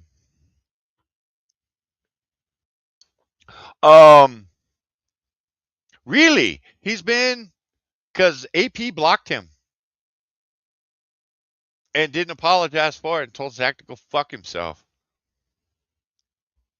Um, so, and I would expect AP to unblock him because AP is like that. AP's good people. I banged heads with AP. He was nothing but cool.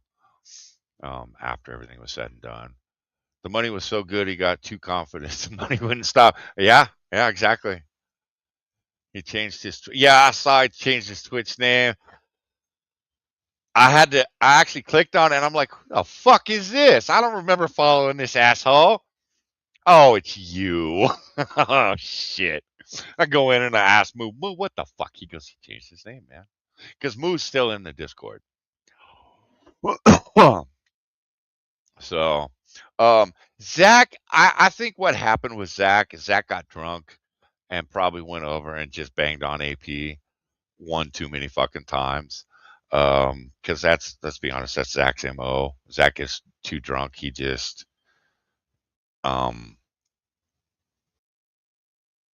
he doesn't stop. Let's just say it there. I've watched Zach melt down. I watched him melt down over on Twitch. And I spent 45 minutes, an hour and a half, trying to get him just to shut it down. Because what he was doing, he was going to regret when he woke up in 2 days. That's how fucked up he was. My understanding is he ended up going something like 6 hours. But he'd been doxxed and I think his cell phone had been hacked, and it was some pretty nasty shit. But he decided to get hammered, and jump on Twitch, and start spewing a bunch of nonsense. And I hated to see it. And it was like, dude, you need to shut it down. After that, it was like, Zach, you are your own worst enemy, man. And he came over here and he was talking trash.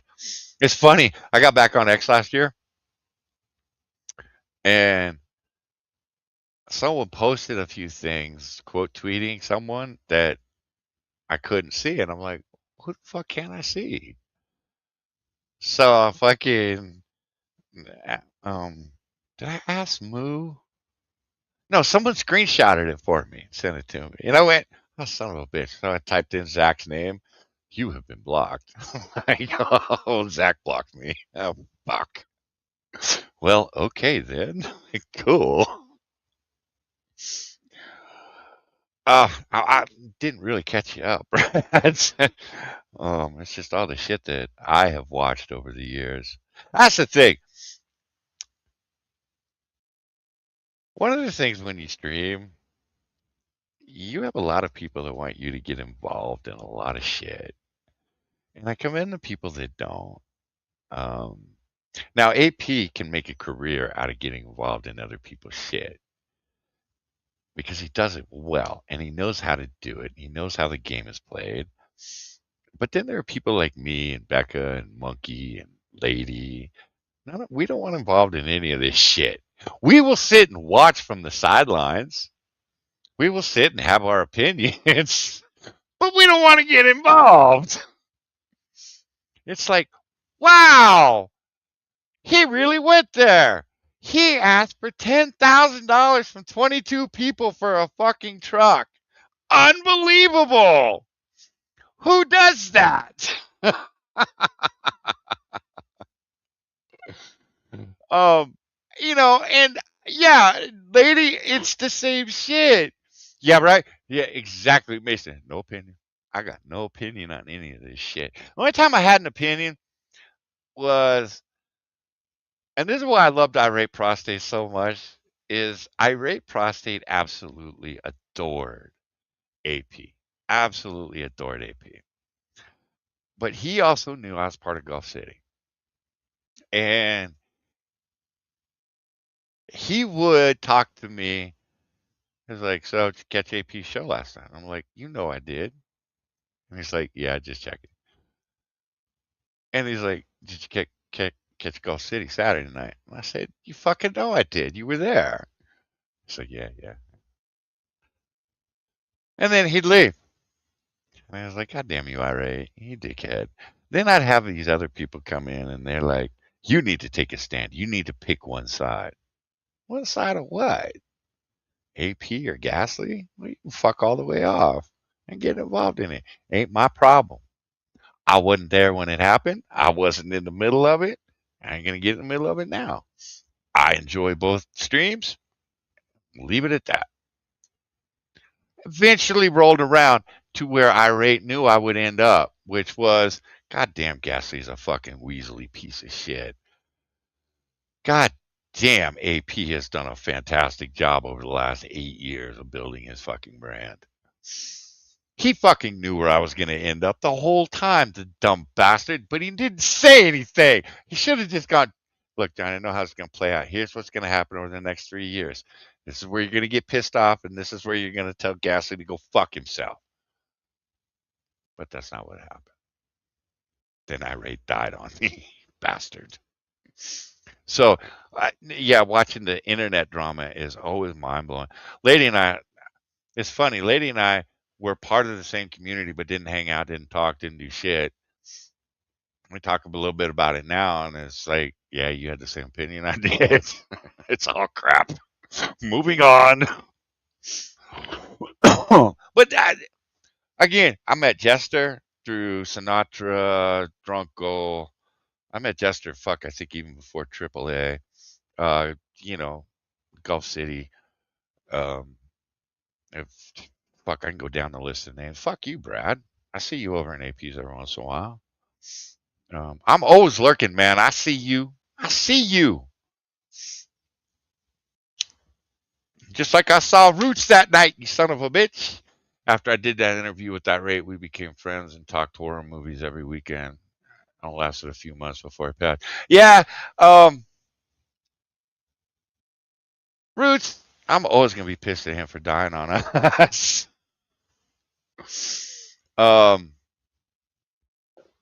Because we had a few streams planned for Moo.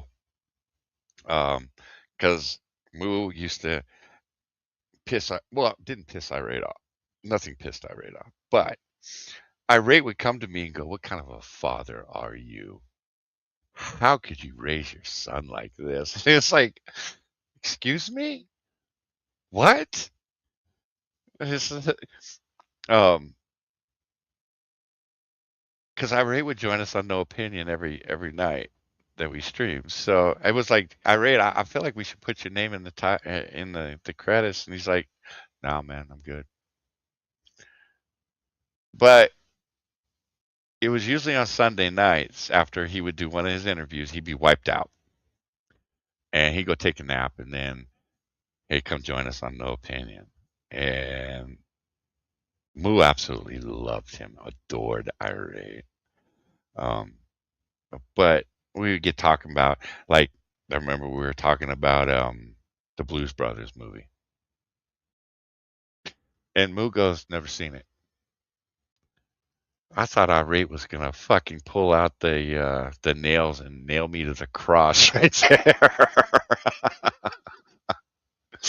What kind of father are you?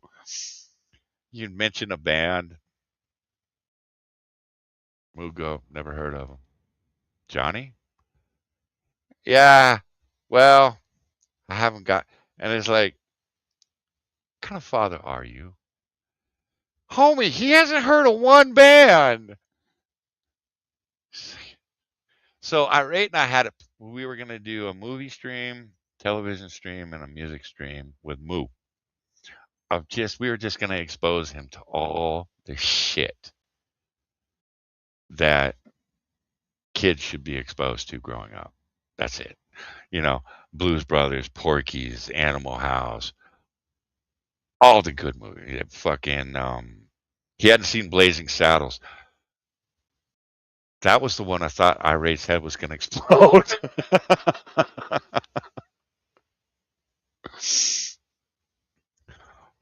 Yeah, yeah. Hey, Roots, it is a musical, you bastard. But it was funny. We would get off stream. Moo would come screaming out of his bedroom with this big old grin on his face, going, "Irate was there tonight." And I'm like, "Yeah, you know he loves you, man." He's like, "Irate doesn't love me," and I'm like, "He does, man. He absolutely adores you." And Irate, when we'd be backstage or he'd jump into the Discord, you go, "How Moo's doing? Have you showed Moo this yet? Have you had Moo listen to this yet?" "No, Irate, I haven't." "Get out of here, you bastard." And then I'd sit there and talk to Irate and go, Moo just adores you, man. He's like, "Shut up. He's a 15-year-old kid. He didn't give a fuck about me." And I'm like, "Really?" So one night after the stream, Irate actually stayed because usually he'd take off around 10, 11 o'clock because Uzi got home from work. But he stayed late one night and he waited until we shut the stream down. And Becca and Moo got up and left. So it was just me and Irate backstage. And we were sitting there chit chatting away. And Moo came out. Moo just started talking. Just, "Oh my God, I love fucking Irate. I can't believe he was there again tonight. Man, we had such a great fucking stream with him." Just went on and on. And I hear Irate in the background just laughing. He's just laughing. Because I just pulled my headset off and held the microphone up to Moo. Moo took him about 45 seconds before he realized that I was holding a microphone up to him. And then he goes, "What are you doing?" I said, "I race backstage, man." And he's like, "I can't believe you did that to me." And he ran off. And I got back on the headset. I go, "So he doesn't adore you, huh?" He goes, "You made him say all that." And I'm like, "God damn it, Irate, you fucking asshole." "Oh, what are you doing, Spittle?" "There's baby quail." We had a quail run across the fucking street here in our neighborhood. I haven't seen a quail up here ever. We had some bunnies. Haven't seen bunnies up here ever. People are starting to see foxes now. I've seen foxes up here. Deer. I'm just hoping the bears stay away. We have a baby skunk that comes up and eats every evening out of the cat food bowls. A really cute little thing. And he doesn't seem to be too skittish, so I'm not really worried about him spraying. Um, it's actually, and I'm sure I've talked about it on stream before, but right before we left in 2010 to move to the desert, a plague hit the mountain and it killed all the squirrels from about 3,000 feet up. So there were no squirrels for like the last year or two that we lived up here, and it broke Little Moose heart because he loved going out and throwing peanuts for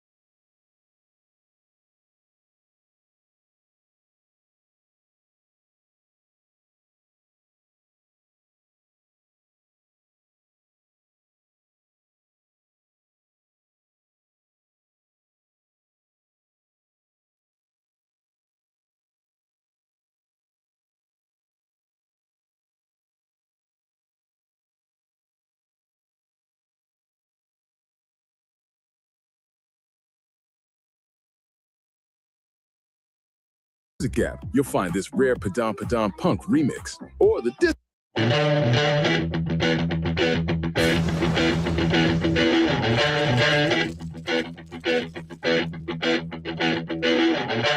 Please allow me to introduce myself. I'm a man of wealth and taste. I'm the king of rock, there is none higher. Some MCs should call me sire. To promote my kingdom, you must choose fire. I won't stop rocking till I retire. Now we rock the party and come correct. All sets are on time and rhyme connect. Got the right to flow and to elect. Another rapper can't stand it, but give us respect. I wanna rock.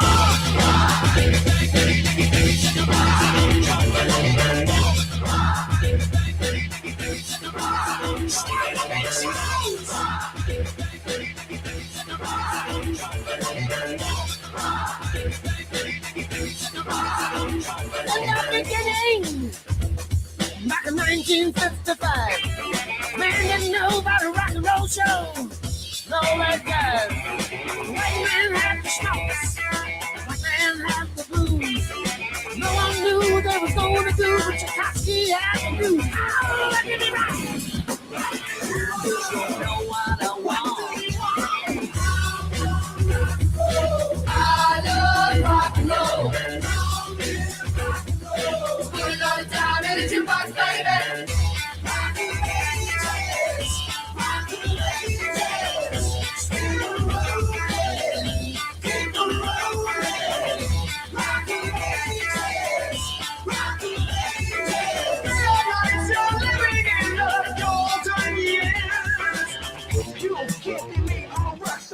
I'm running on the top of my car. On the level in my 4-4 pop star. It's almost over now. And it came to pass.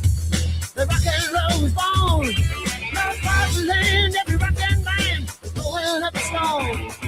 And the guitar man got famous. The business man got rich. And everybody was a superstar. With a singing rich. Look at me rock. You know what I want. I love rock and roll. Put a lot of time in the jukebox, baby.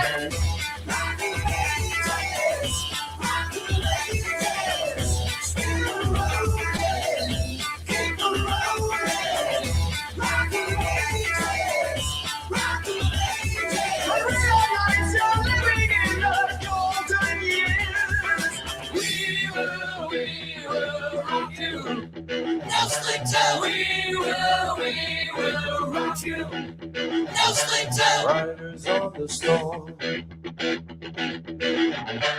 Riders on the storm. Into this house we're born. Into this world we're thrown. Like a dog without a bone, an actor out on loan. Riders on the storm. And the music was good and the music was loud.